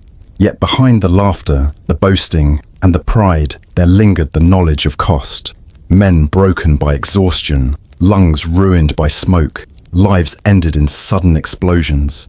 These too were the children of rivalry. The river accepted no vanity without toll. The crews knew it. They shoveled anyway, hauled anyway, raced anyway. For to live on the Mississippi was to accept rivalry as natural as the current, a current no man could escape. And so the river rolled on, smoke trails tangling in the sky, whistles answering one another across the water like war cries. The rivalries burned as fiercely as the furnaces, feeding on pride, sweat, and hope. To work a riverboat crew was to be caught in that fire, to fight not only the current, but the men who shared it, and to know that tomorrow another boat would appear on the horizon, daring you once more to prove yourself against the water's endless call. The shouts of rivalry, the whistles of defiance, the laughter of passengers, all of it could vanish in an instant when the sky turned. The Mississippi had its own moods, and the proudest boat, the swiftest crew, the boldest captain found themselves humbled when a storm descended. Pride meant little against black clouds piling on the horizon, against a wind that clawed at the decks, and a rain that fell like iron shot. The river, vast and merciless, became something else entirely under storm. What had been wide lanes of moving water transformed into a battlefield of shadows and violence. The paddle wheel groaned with every surge, the hull shuddered under waves, and men who had moments before boasted of outrunning rivals now gripped rails with white knuckles, praying the timbers held. For the crew, storms were not spectacle, but terror carved into the body. Deckhands scrambled to secure cargo, hauling lines that whipped in the wind like striking serpents. Bales of cotton threatened to tear free. Barrels rolled across slick planks, and the men fought each piece of freight as though their own survival were tied to it, which, in truth, it was. A single unsecured load could break through a railing, smash into another man, or shift the balance of the boat fatally in heavy current. Their muscles strained against the storm, their voices drowned by the howl, until their bodies ached with effort. Above, the pilot stood fixed at the wheel, his eyes straining into sheets of rain that obscured every landmark. The river's bends and bars, so carefully memorized in daylight, disappeared into chaos. He had only instinct now, the feel of the current beneath the hull, the faint vibration of water against timber, the ghostly shapes that flickered in lightning's flash. One wrong turn, one misjudged depth, and the boat could tear itself open on a hidden snag. The pilot knew storms made a mockery of maps. The river remade itself each time, shifting sandbars, breaking trees loose from its banks, casting whole islands adrift in a single night. To guide a vessel through that fury demanded more than skill. It demanded surrender to the river's own rhythm. Below deck, the firemen fought a different enemy. The storm robbed the draft, the furnaces gasped for air, and the stacks coughed smoke back into the chamber. Sweat and soot mingled with rainwater that dripped through seams overhead, turning the engine room into a blackened cave of choking heat and damp. Shovels still clanged, iron still hissed, but every man knew the storm held their fate in its grasp. The fire kept the paddles turning, but whether that motion carried them forward or merely delayed the inevitable grounding was beyond their power. Every storm reminded the crew of fragility. Riverboats were not built like ocean ships, armored to face towering waves. They were wide, shallow, crafted for speed and maneuverability, their strength lying in grace rather than brute endurance. That grace became weakness under the storm's assault. Hulls strained at every joint, decks trembled as though ready to splinter. The men could feel it underfoot, each vibration whispering that the boat was not eternal, that the river could claim her as easily as a man flicking a match into water. Lightning split the night sky in jagged white spears, illuminating the world for a heartbeat before darkness slammed back. In those moments of brightness, crewmen saw the faces of their fellows, drawn tight with fear, and the river itself rising like a living wall. Then came thunder, a crack that shook the ribs of the vessel as if some giant hand had struck it with malice. Men flinched, but there was no pause in their labor. The storm gave no quarter, so neither could they. Some storms lasted only an hour, a violent squall that swept across the water and vanished as quickly as it came. Others lingered, pressing the boat for a whole night, testing every joint, every soul aboard. When storms stretched long, fatigue became as dangerous as wind or rain. Firemen stumbled at their posts, deckhands tied lines with shaking hands. The pilot blinked to keep his eyes open. The body was not built for endless battle, yet the storm demanded nothing less. The passengers, who once cheered rivalries as entertainment, learned in these moments the truth of the river. Laughter fell silent. They huddled together in saloons or cabins, listening to the groan of the hull and the crash of waves against wood. Some prayed aloud, their voices trembling. Others cursed, as though fury could hold back the elements. Many simply stared into the dark, waiting for the end, unable to decide whether it would come as fire, as water, or as silence. For the crew, there was no such stillness. Their bodies moved because the boat demanded it, and to falter meant doom. Storms made equals of all ranks. The captain himself might take to the decks, soaked to the bone, lending his hands to the lines. The mate, normally quick to bark orders, found his voice swallowed by the roar, and instead worked shoulder to shoulder with the greenest deckhand. Even the pilot, solitary guardian of the wheel, sometimes relied on another man to stand beside him, relaying what little could be seen in the flashes of light. What set storms apart was the way they lingered afterward. Rivalries faded when a boat disappeared around the bend. The strain of labor eased when cargo was secured. But storms left their mark long after the clouds broke. Planks warped, ropes frayed, paint blistered where water had forced its way in. And on the men themselves, the marks ran deeper. Hands rubbed raw, backs strained to the point of injury, eyes carrying a look that had glimpsed death, rushing close, and turned it aside only by chance. There was, however, a strange kind of reverence born of storms. Crews who survived them carried stories like holy relics. In taverns along the banks, they spoke of the night the wind tore smokestacks down, or when the lightning struck the very river beside them and boiled it white. They did not speak as though boasting, but as though testifying to a power beyond themselves. Storms reminded them that the Mississippi was no servant, no mere road of water, but a living force that allowed passage only at its whim. Some men swore storms changed the river permanently. A familiar bend might be gone the next day, a new channel carved by the fury of rushing water. Sandbars shifted, islands vanished, whole groves of trees swept into the current to become hazards waiting downstream. The pilot had to relearn his craft after every great storm, studying the water as if it were a new language. For the crew, this meant every journey carried the memory of storms already past, an unease that never truly faded. And yet, as soon as calm returned, life pressed forward. The boat shook off water, smoke rose again from the stacks, and men resumed their routines with weary resignation. Rivalries would flare once more, passengers would return to their games and music, and the crew would slip back into the endless cycle of labor. But beneath it all, storms remained like scars on the river's surface, reminders that no matter how proud or fast a boat might be, she was at the mercy of winds and waves. The Mississippi never needed to prove itself through competition. Its storms were victory enough. The river could shake the hull of the mightiest boat, strip her of pride, and scatter her crew across the dark waters in moments. Every man aboard carried that knowledge like a secret weight, whether he voiced it or not. And perhaps it was this knowledge, more than any rivalry or triumph, that bound crews together. For in the heart of a storm, no man was deckhand, fireman, or pilot. He was simply human, fragile, fleeting, and desperately alive on a river that answered to no one. The storm outside might pass, but for the men working beneath the decks, there was no such thing as calm.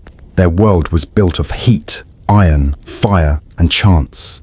A place where danger did not announce itself in thunder or lightning, but whispered through pipes, hissed through valves, and lurked in shadows thick with coal smoke. Above deck, passengers marveled at the grand saloons and music drifting through polished halls. Below, men labored in places few dared to visit, spaces where every breath tasted of soot and sweat, and every sound carried the possibility of disaster. The riverboat's strength came from its heart of iron, the boilers.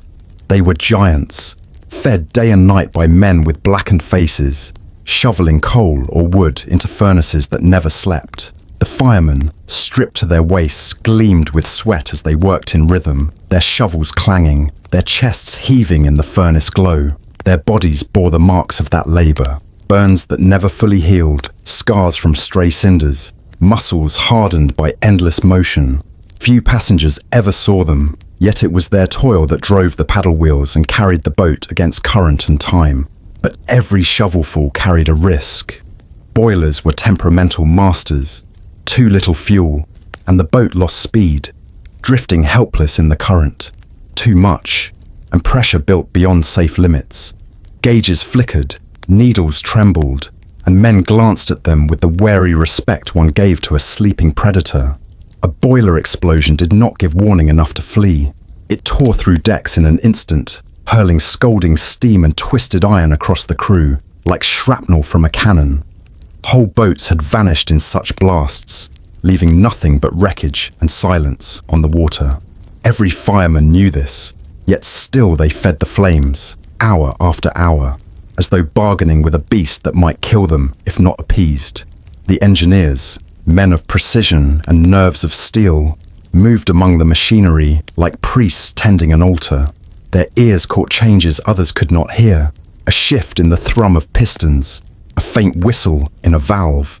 To miss such signs was to invite catastrophe. Steam hissed at pressures that could slice flesh in a heartbeat. One slip of a wrench, one unnoticed crack, and the crew might find themselves bathing in invisible fire hotter than anything the furnaces could produce. Yet the engineers carried themselves with a kind of grim calm, for they understood what the passengers above never would. The boat's beauty was balanced on a knife edge of destruction.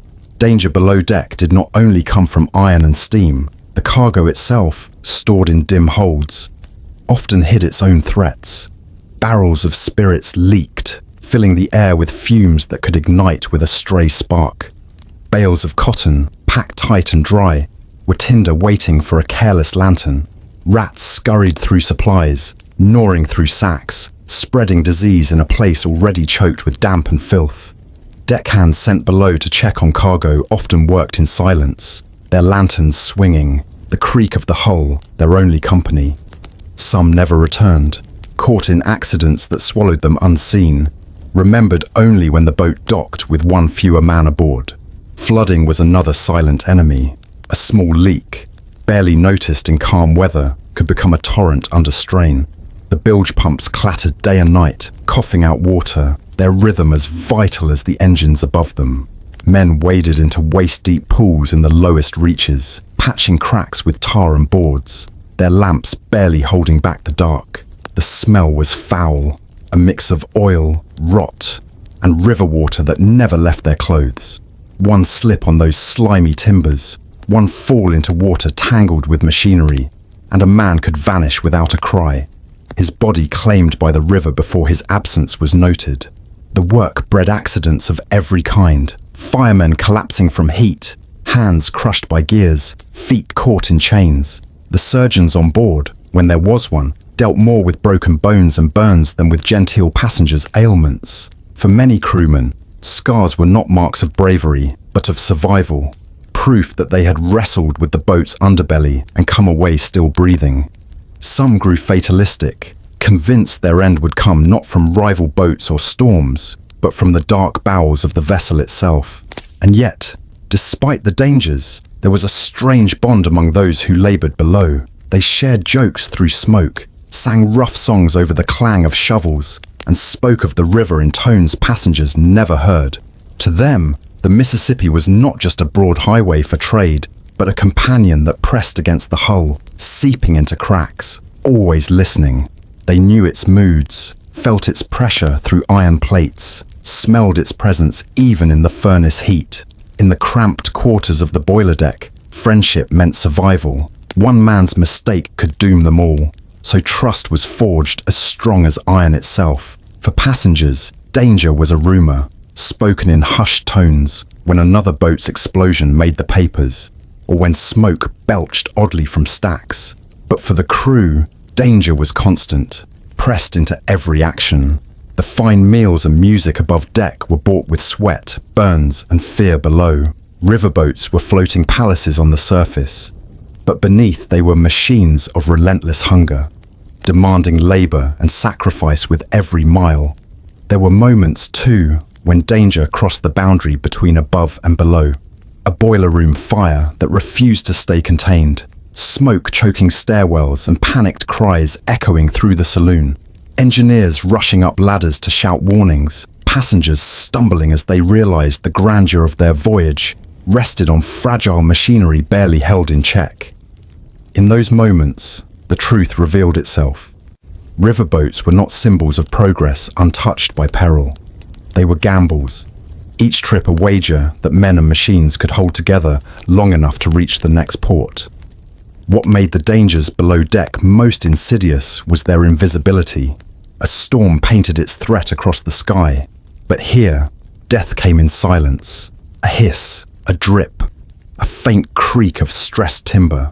The men who worked among these sounds learned to listen with every nerve. Their ears replaced sight, their skin prickled with warnings they could not name.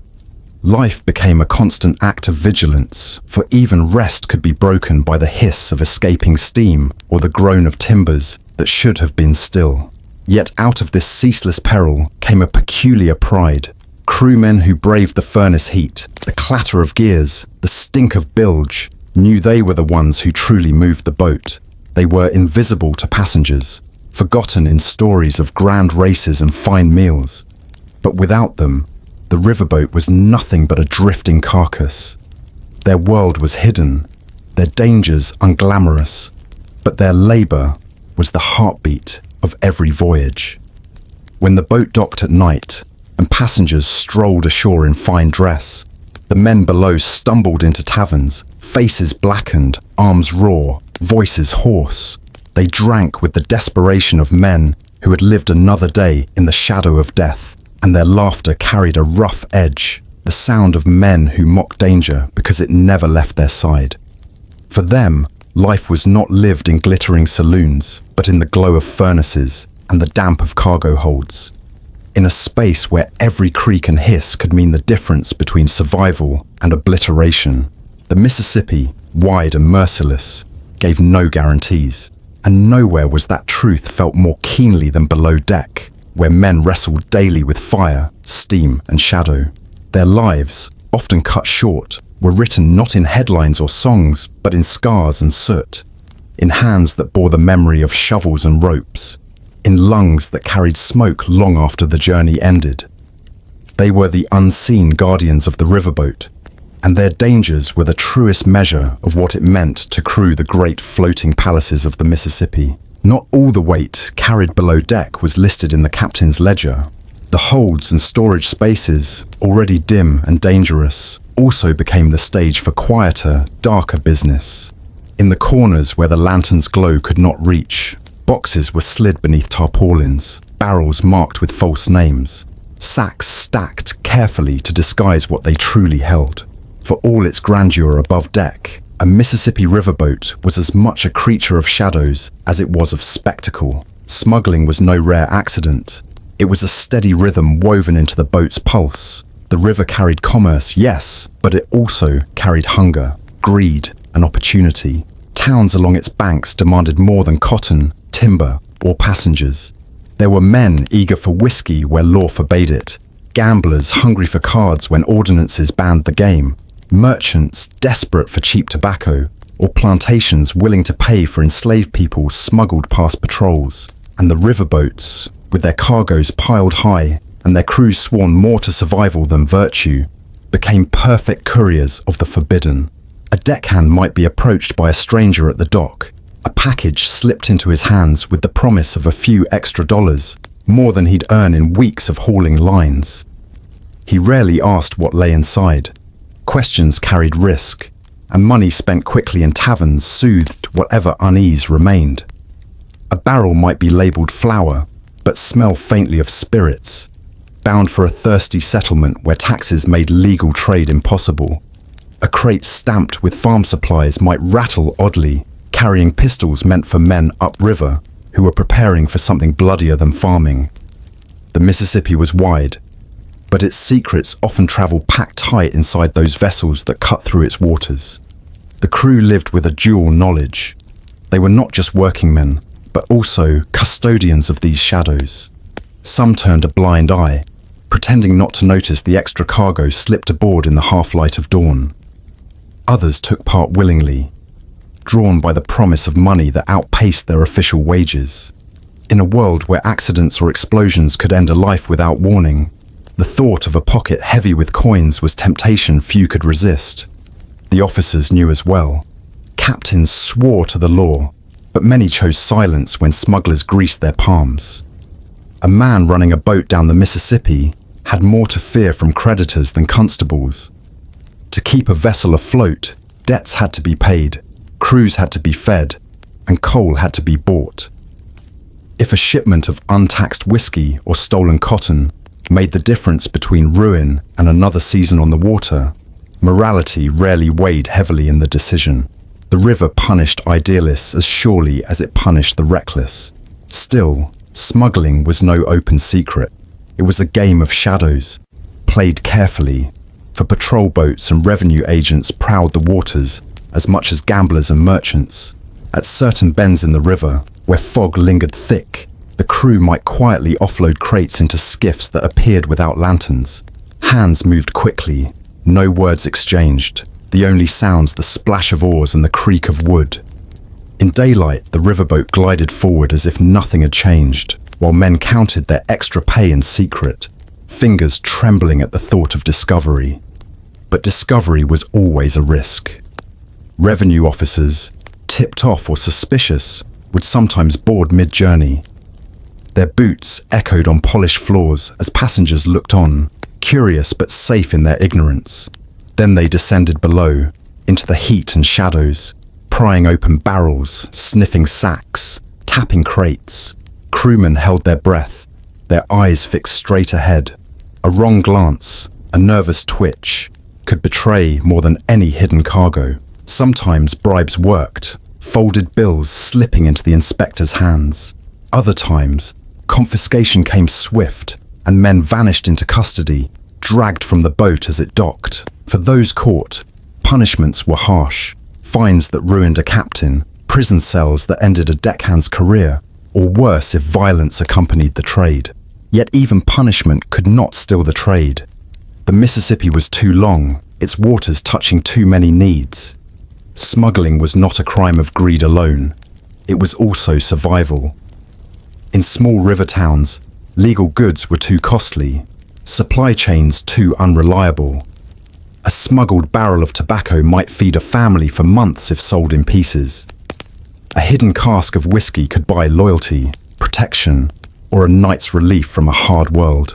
The line between outlawry and necessity blurred until few cared to tell the difference. The men below deck bore the weight of this duplicity. Their work was already dangerous enough, but smuggling added a second layer of risk, one born of silence and mistrust. A deckhand might suspect his bunkmate of stealing from the shadow cargo. An engineer might worry that contraband near the boilers could ignite. Firemen cursed when barrels blocked their pathways, forcing them to work around hazards that made their toil more dangerous. Tension thickened the air, even beyond the smoke and steam. Trust was fragile when a misstep could bring not only death, but the law crashing down upon them.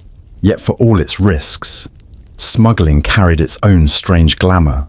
Crewmen who managed successful runs returned to port with money enough to buy new boots, fine coats, even a night spent in the arms of women who usually ignored men of their station.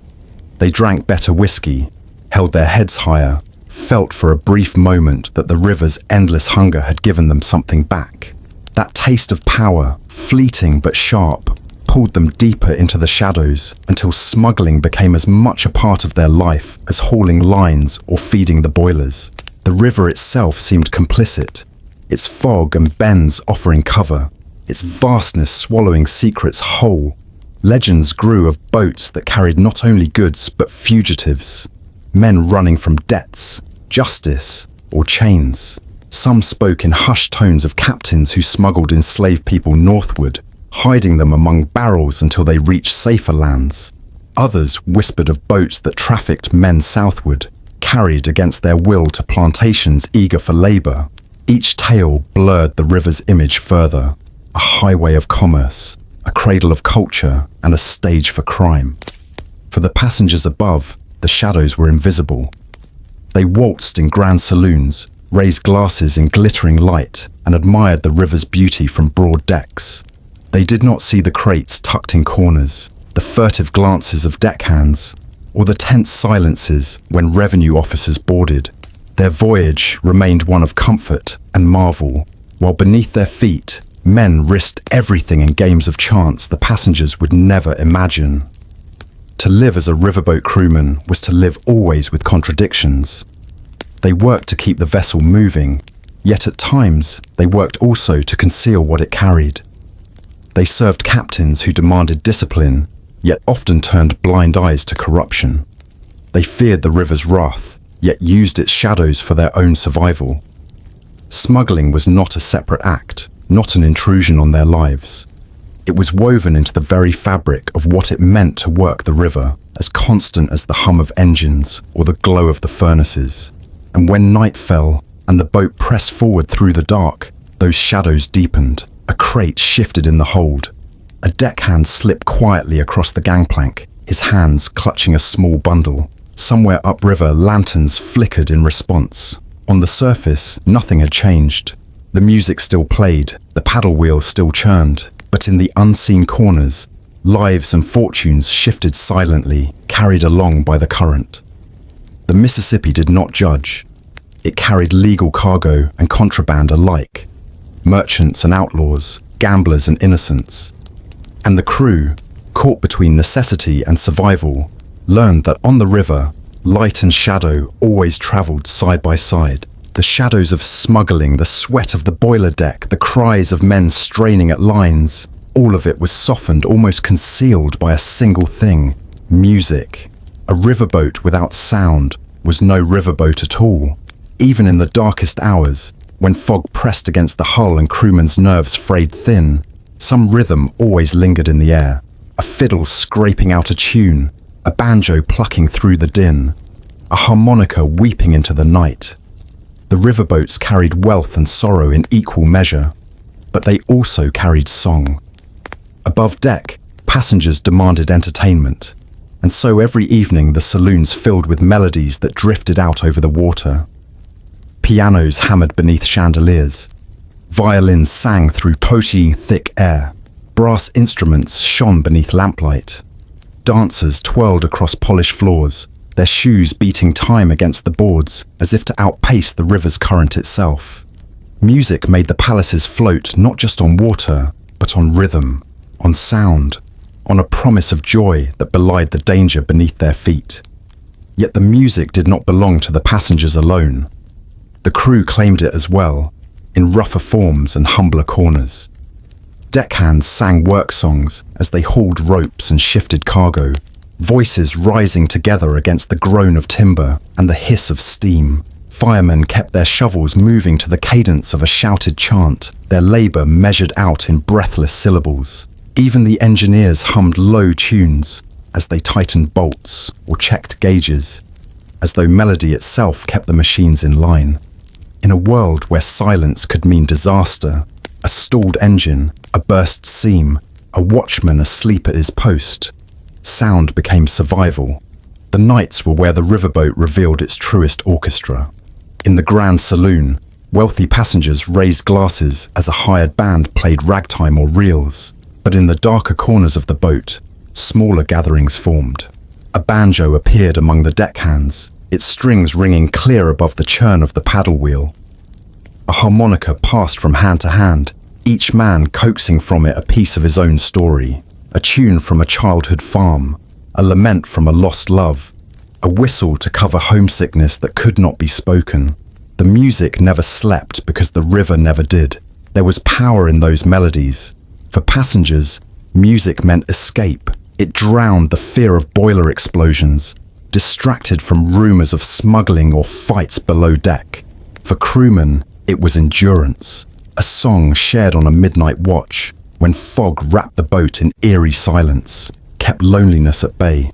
A fiddle scraping bright in the mess hall after a long day of hauling lines reminded them that joy still had a place, even in lives carved by labor and soot. Music was the bridge between classes too.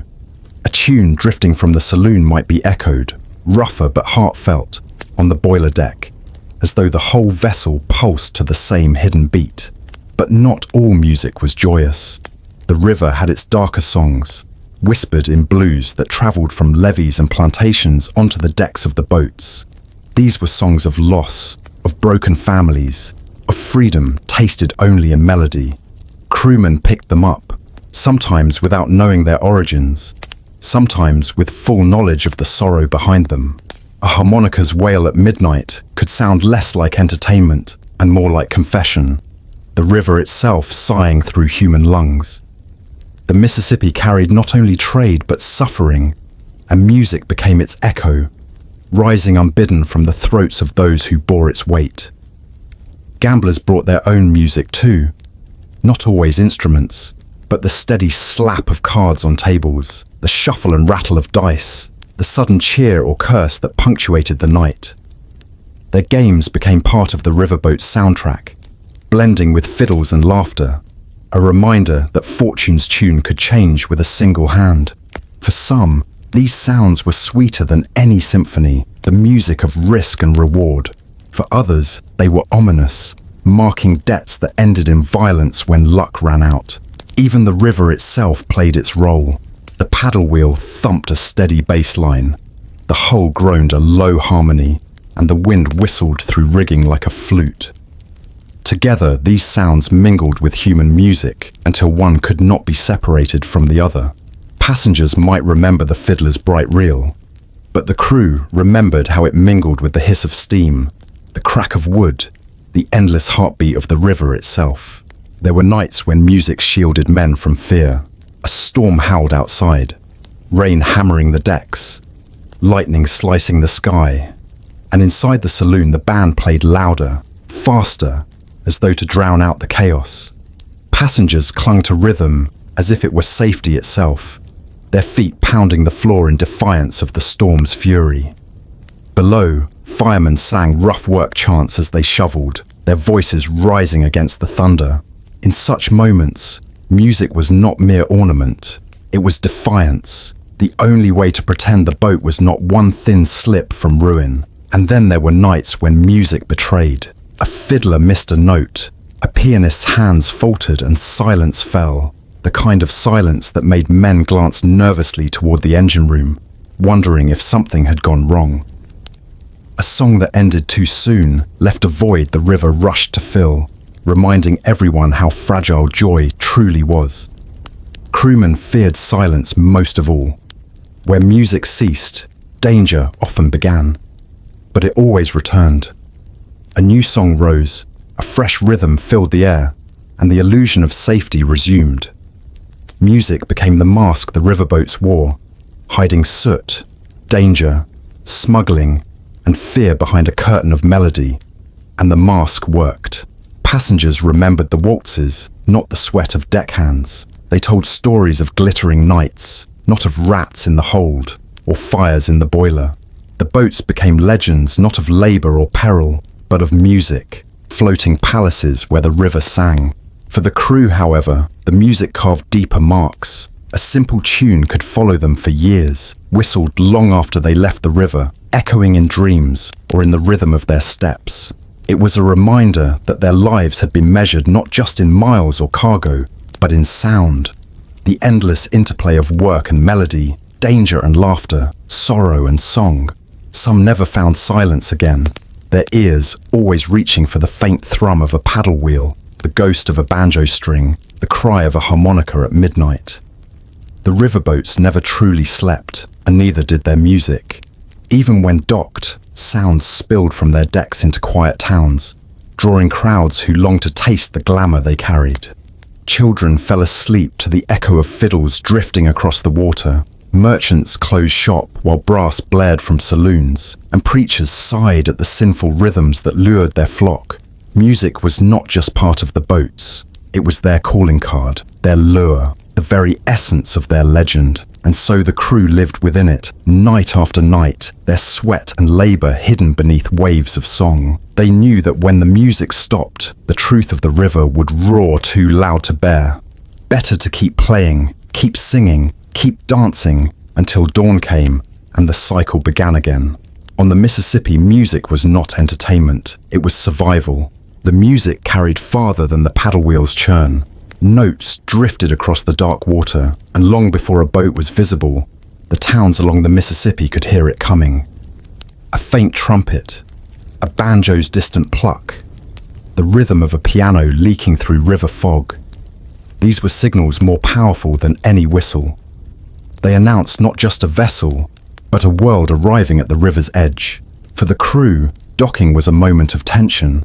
Ropes had to be readied, engines eased back, orders shouted over the din. Yet from the shore, the scene looked like spectacle. Children scrambled to the banks for the first glimpse of smoke rising on the horizon. Merchants brushed off their ledgers and gathered near the wharves, eyes sharp with calculation. Saloon keepers stocked bottles, hoteliers prepared rooms, and gamblers licked their lips at the promise of new prey. Entire towns seemed to lean forward when a riverboat approached, as though the vessel itself carried their fate in its hull. The boats brought noise, money, gossip, and scandal, all at once. When a gangplank clattered onto the dock, the crew's labor spilled out like the river's current, boxes and barrels moving in practiced rhythm. Passengers, dressed in finery, descended the planks with careful steps, and townsfolk measured them with hungry eyes. Some saw profit, some saw temptation, some saw danger. The line between all three was often thin. For crewmen, these towns were both relief and burden. Relief because shore meant a chance to stretch legs, to breathe air not thick with coal smoke, to step away from the endless cycle of work and music. Burden because the towns saw them differently than they saw themselves. To locals, deckhands were men of mystery, hardened by the river, carrying secrets and stories. Yet to the men who lived aboard, townsfolk often seemed naive, dazzled by glittering saloons and bright lights, unaware of the sweat and soot that kept the vessels alive. Dockside was where the two worlds collided. The town smelled of earth and wood smoke, the boat of oil and steam.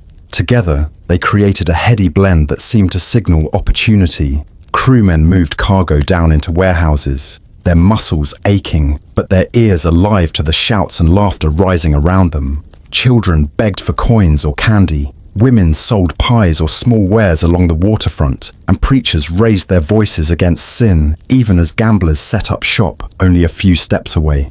Towns like Natchez, Vicksburg, or St. Louis lived on these arrivals. In smaller ports, a riverboat docking could transform an ordinary day into something like a festival. Farmers hurried into town, eager to sell their crops directly to passengers or crew, and shopkeepers displayed their finest goods, knowing that travelers might buy on impulse. Musicians sometimes gathered on shore, trading melodies with those drifting from the saloon above, turning docking into an exchange of sound as much as goods. But the crew knew the shadowed side. They had seen too many towns that welcomed them with open arms while plotting ways to drain pockets dry. Saloons and gambling dens flourished near the waterfront, and more than one deckhand staggered back aboard lighter of coin and heavier of shame. Women offered companionship for a price, and fights broke out when drink or jealousy overstepped its bounds. Shore leave could be freedom, but it could just as easily end with bruises, debts, or worse. Still, the pull of the towns was irresistible. Men who had shoveled coal all night long craved a taste of fresh bread, a drink poured in a glass instead of a tin cup, the warmth of a stranger's smile. They drifted toward taverns where fiddles sang and card tables never rested. Others sought barbers, tailors, or simply the quiet of a church pew after months adrift. The river demanded much, and the towns promised, if not rest, then at least a change of scenery. The boats gave to the towns as much as they took. They delivered letters, carried gossip, spread fashions, and ferried rumors like contraband. News of distant places arrived faster by boat than by road, and so each crewman became, willingly or not, a messenger. A fire in Memphis, a duel in Baton Rouge, a scandal in New Orleans, all became fodder for conversation at the docks. Towns clung to these fragments, weaving them into their own lives, binding themselves to the river through story as much as through trade. The towns also learned to fear what the boats might carry. Disease sometimes rode the decks, spreading cholera or yellow fever from port to port. Authorities tried quarantines, but smugglers and desperate crewmen often slipped ashore unnoticed, and sickness followed in their wake. Violence, too, travelled with the river. Gangs of gamblers, thieves, or river rogues moved as easily as cargo, leaving broken bones or empty purses behind. For all their glitter, the boats could be harbingers of trouble, and some towns kept wary eyes even as they welcomed the commerce. To the crew, the waiting towns were mirrors of their own lives, restless, hungry, never quite satisfied. The same way a boat strained against the current, so too did the towns strain towards something larger: prosperity, connection, recognition. Each docking became a reminder that the river tied them all together. Crewmen might resent the way townsfolk gawked at them, but they also knew that without those gaping mouths and outstretched hands, the river's endless labour would have no purpose. There were moments of tenderness too. A deckhand might find a familiar face at a port, a brother, a cousin, a mother waiting with a basket of food. Children sometimes clung to fathers who had not been home in months, and goodbyes were whispered in the shadow of towering paddle wheels. For those brief moments, the boat's roar softened, and the crew became simply men caught between duty and the pull of home. The towns reminded them of what they had left behind, and sometimes of why they stayed away. At night, when the boat still lingered at dock, the lines between shore and deck blurred. Music spilled from saloons on both sides. Laughter echoed across the planks, and strangers mingled until it was hard to tell who belonged where. The river's current hummed below, pulling at the pilings, urging the boat onward. But for a few hours, time seemed suspended. The town and the crew shared a single rhythm, beating together until dawn forced the division once more. And always, as the gangplank was lifted and the boat pulled away, the towns remained waiting. Children waved, dogs barked along the shore, merchants tallied their profits, and the river swallowed the sound until only faint music lingered. Crewmen leaned on railings, watching the town shrink, knowing another waited downriver, another hungry set of eyes fixed on the smoke and sound of their approach. The cycle never ended, boats seeking towns, towns waiting for boats, the river binding them together in an endless dance. For those who worked the decks, this cycle became life itself. They learned to read the shore as keenly as the river, to spot which towns would greet them with generosity and which with greed, where a man could rest and where he might lose more than coin. They carried the memory of each port in their bones, as much a part of their journey as the miles themselves. Towns were not just places to dock. They were chapters in the river's own story, written in faces, in deals struck, in songs exchanged across the water. And so the crew moved on, boat by boat, port by port, carrying the river with them and leaving fragments of themselves behind. The towns would wait, as they always did, drawn to the sound of music before dawn, the sight of smoke on the horizon, the promise and the danger of the floating world drifting ever closer. The river had no memory, yet it remembered everyone. Crews came and went, boats burned or splintered, towns rose and crumbled, but the Mississippi carried all of it forward, folding their lives into its endless current. For the men aboard, this truth seeped into their bones. They worked, they sweated, they gambled, they fought, and still the river moved beneath them, unmoved by victories or losses. To live on a riverboat crew was to surrender to this rhythm, a life measured not in years, but in miles of water passed. At dawn, when the fog lifted from the banks, the crew leaned on the rails and watched the land slide by. Fields stretched to the horizon, dotted with cabins or smoke from cook fires, reminders of a world that stayed still while they drifted. Men chewed on bread or scraps from the galley, eyes half closed from the long night. Yet even in weariness, the river demanded attention.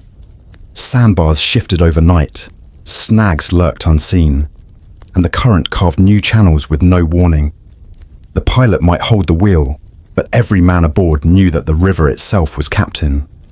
Below deck, the engineers fed coal into the fireboxes, their faces blackened, their shirts plastered to their skin. The paddle wheel churned with relentless force, but without the current to carry it, the wheel was nothing but a machine beating against water. Above, deckhands coiled ropes, scrubbed planks, or hauled freight, each motion blending into the next until it felt as though they themselves were part of the vessel, flesh woven with timber and iron. It was a life of repetition, but not monotony, for the river never repeated itself. No two bends were the same. No sunrise lit the water in quite the same way. The crew often spoke little while working, letting the river's voice fill the silence. It whispered against the hull, hissed in eddies, groaned where driftwood pressed against the current. Those who lived on land thought of the river as a boundary or a road. For the crew, it was a companion, unpredictable yet familiar, capable of generosity and cruelty in the same hour. When storms lashed the decks or fog swallowed the banks, the men cursed its name. When breezes cooled their sweat and the surface glowed gold at sunset, they blessed it without a word. Every man aboard carried reasons for surrendering himself to the current. Some fled debts, some sought fortune, some could not bear the weight of land-bound life. The river accepted them all, erasing their pasts in the churn of its waters. On deck, no one asked too many questions. A man's worth was measured by the work of his hands, by how well he hauled rope, shoveled coal, or stood watch through the night. The Mississippi did not care for names, only for endurance. Yet even endurance had limits. Men vanished overboard, swallowed by the black water in the dark. Others sickened in the close air of the bunkrooms, coughing themselves into silence. Accidents split skulls, crushed limbs, burned flesh, and still the boat pressed onward, crew diminished, but not undone. The river carried away the dead as surely as it carried cotton and timber. Their absence left no mark on the surface, only on the faces of those who labored beside them. A bunk lay empty for a day or two, then another man filled it, and the current rolled on. The rhythm of life on a riverboat crew was both brutal and seductive. To live at the mercy of the river was to be untethered from the stillness of land. Wages came in coin, but the true payment was freedom, the ability to drift from town to town, never rooted, always moving. A man could shed his name in one port and take a new one at the next. Lovers were found and left behind. Fortunes won and lost. Enemies made and forgotten. All carried away by the water's steady pull. For some, this life was a curse. For others, it was the only way they knew to exist. At night, when the work slowed and lanterns flickered on the decks, the crew gathered in small knots.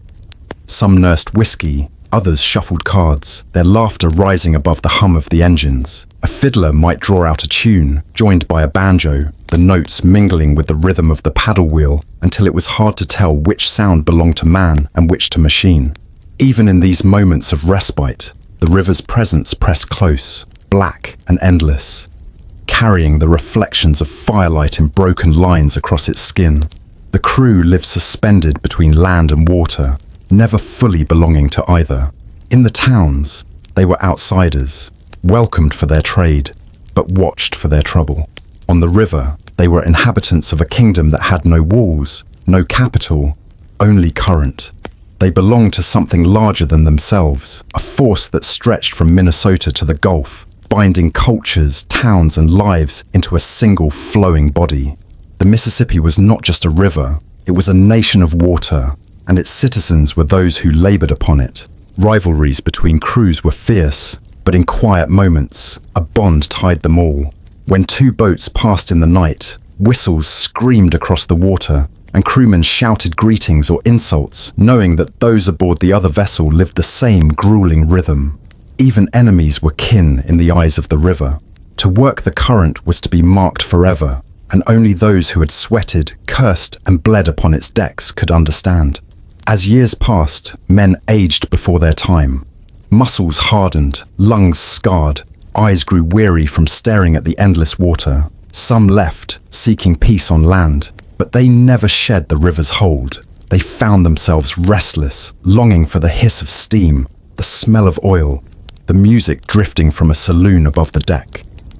Others died where they had lived, buried by the same waters that had carried them for so long. Their names faded, their graves unmarked, yet their lives remained in the motion of the river itself, absorbed into its current. The Mississippi did not mourn, but it carried their stories. It carried the laughter of nights filled with cards and song, the curses hurled in storms, the sweat dripping in the engine room, the whispered prayers before dawn. It carried the footprints of townsfolk waiting at the shore, the cries of children waving from the banks, the clang of iron chains binding cargo. It carried the secrets of smugglers, the cries of gamblers cheated, the whispers of lovers parting at the gangplank. All of it flowed together, inseparable, part of the same restless current. For the crew, there was no ending to this life, only continuation. Each departure led to another arrival. Each bend in the river opened to another stretch of horizon. Time was measured in distance traveled, not in calendars. The men themselves became like the river, ceaseless, weary, unrelenting. They knew that long after their bones were dust, boats would still churn the water, crews would still labor in smoke and sweat, and towns would still lean toward the sound of whistles in the fog. The river carried them all, the living, the dead, the forgotten, and the remembered. It carried hope and despair, labor and leisure, sin and salvation. To serve on a Mississippi riverboat crew was to surrender to that truth, to accept that no man steered his own fate entirely. The current decided, the river moved, and all who lived upon it moved with it. And so the story never ended. It flowed on, boundless as the water itself, carrying the lives of men who gave themselves to its call. Deckhands, pilots, engineers, gamblers, smugglers, dreamers, all of them borne onward by the same restless tide. The Mississippi did not pause, did not pity, did not wait. It only carried. And in the end, it carried them all. And so tonight, we drifted with the fog and listened to the whistle, the heartbeat of the Mississippi riverboats. We walked among deckhands who stumbled across wet planks in the dark, firemen whose arms burned with every shovelful of coal, and pilots who trusted their ears more than their eyes as the river shifted beneath them. We felt how thin the line between life and death was out there. A wrong turn in the mist, a hidden snag, a boiler running too hot. For the passengers, it was glamour and romance. For the crew, it was survival, exhaustion, and sometimes tragedy. Yet still, they labored. Because the river did not wait, it demanded everything, and in return, it gave only passage. But here's where I turn it to you. Think about what we've just witnessed together. Would you have been able to live this life, hauling ropes barefoot in the fog, feeding coal into a furnace that could explode at any moment, rising to every whistle even when your body begged to collapse? Could you have endured the Mississippi's rules, where instinct mattered more than maps, and danger hid in the silence between sounds?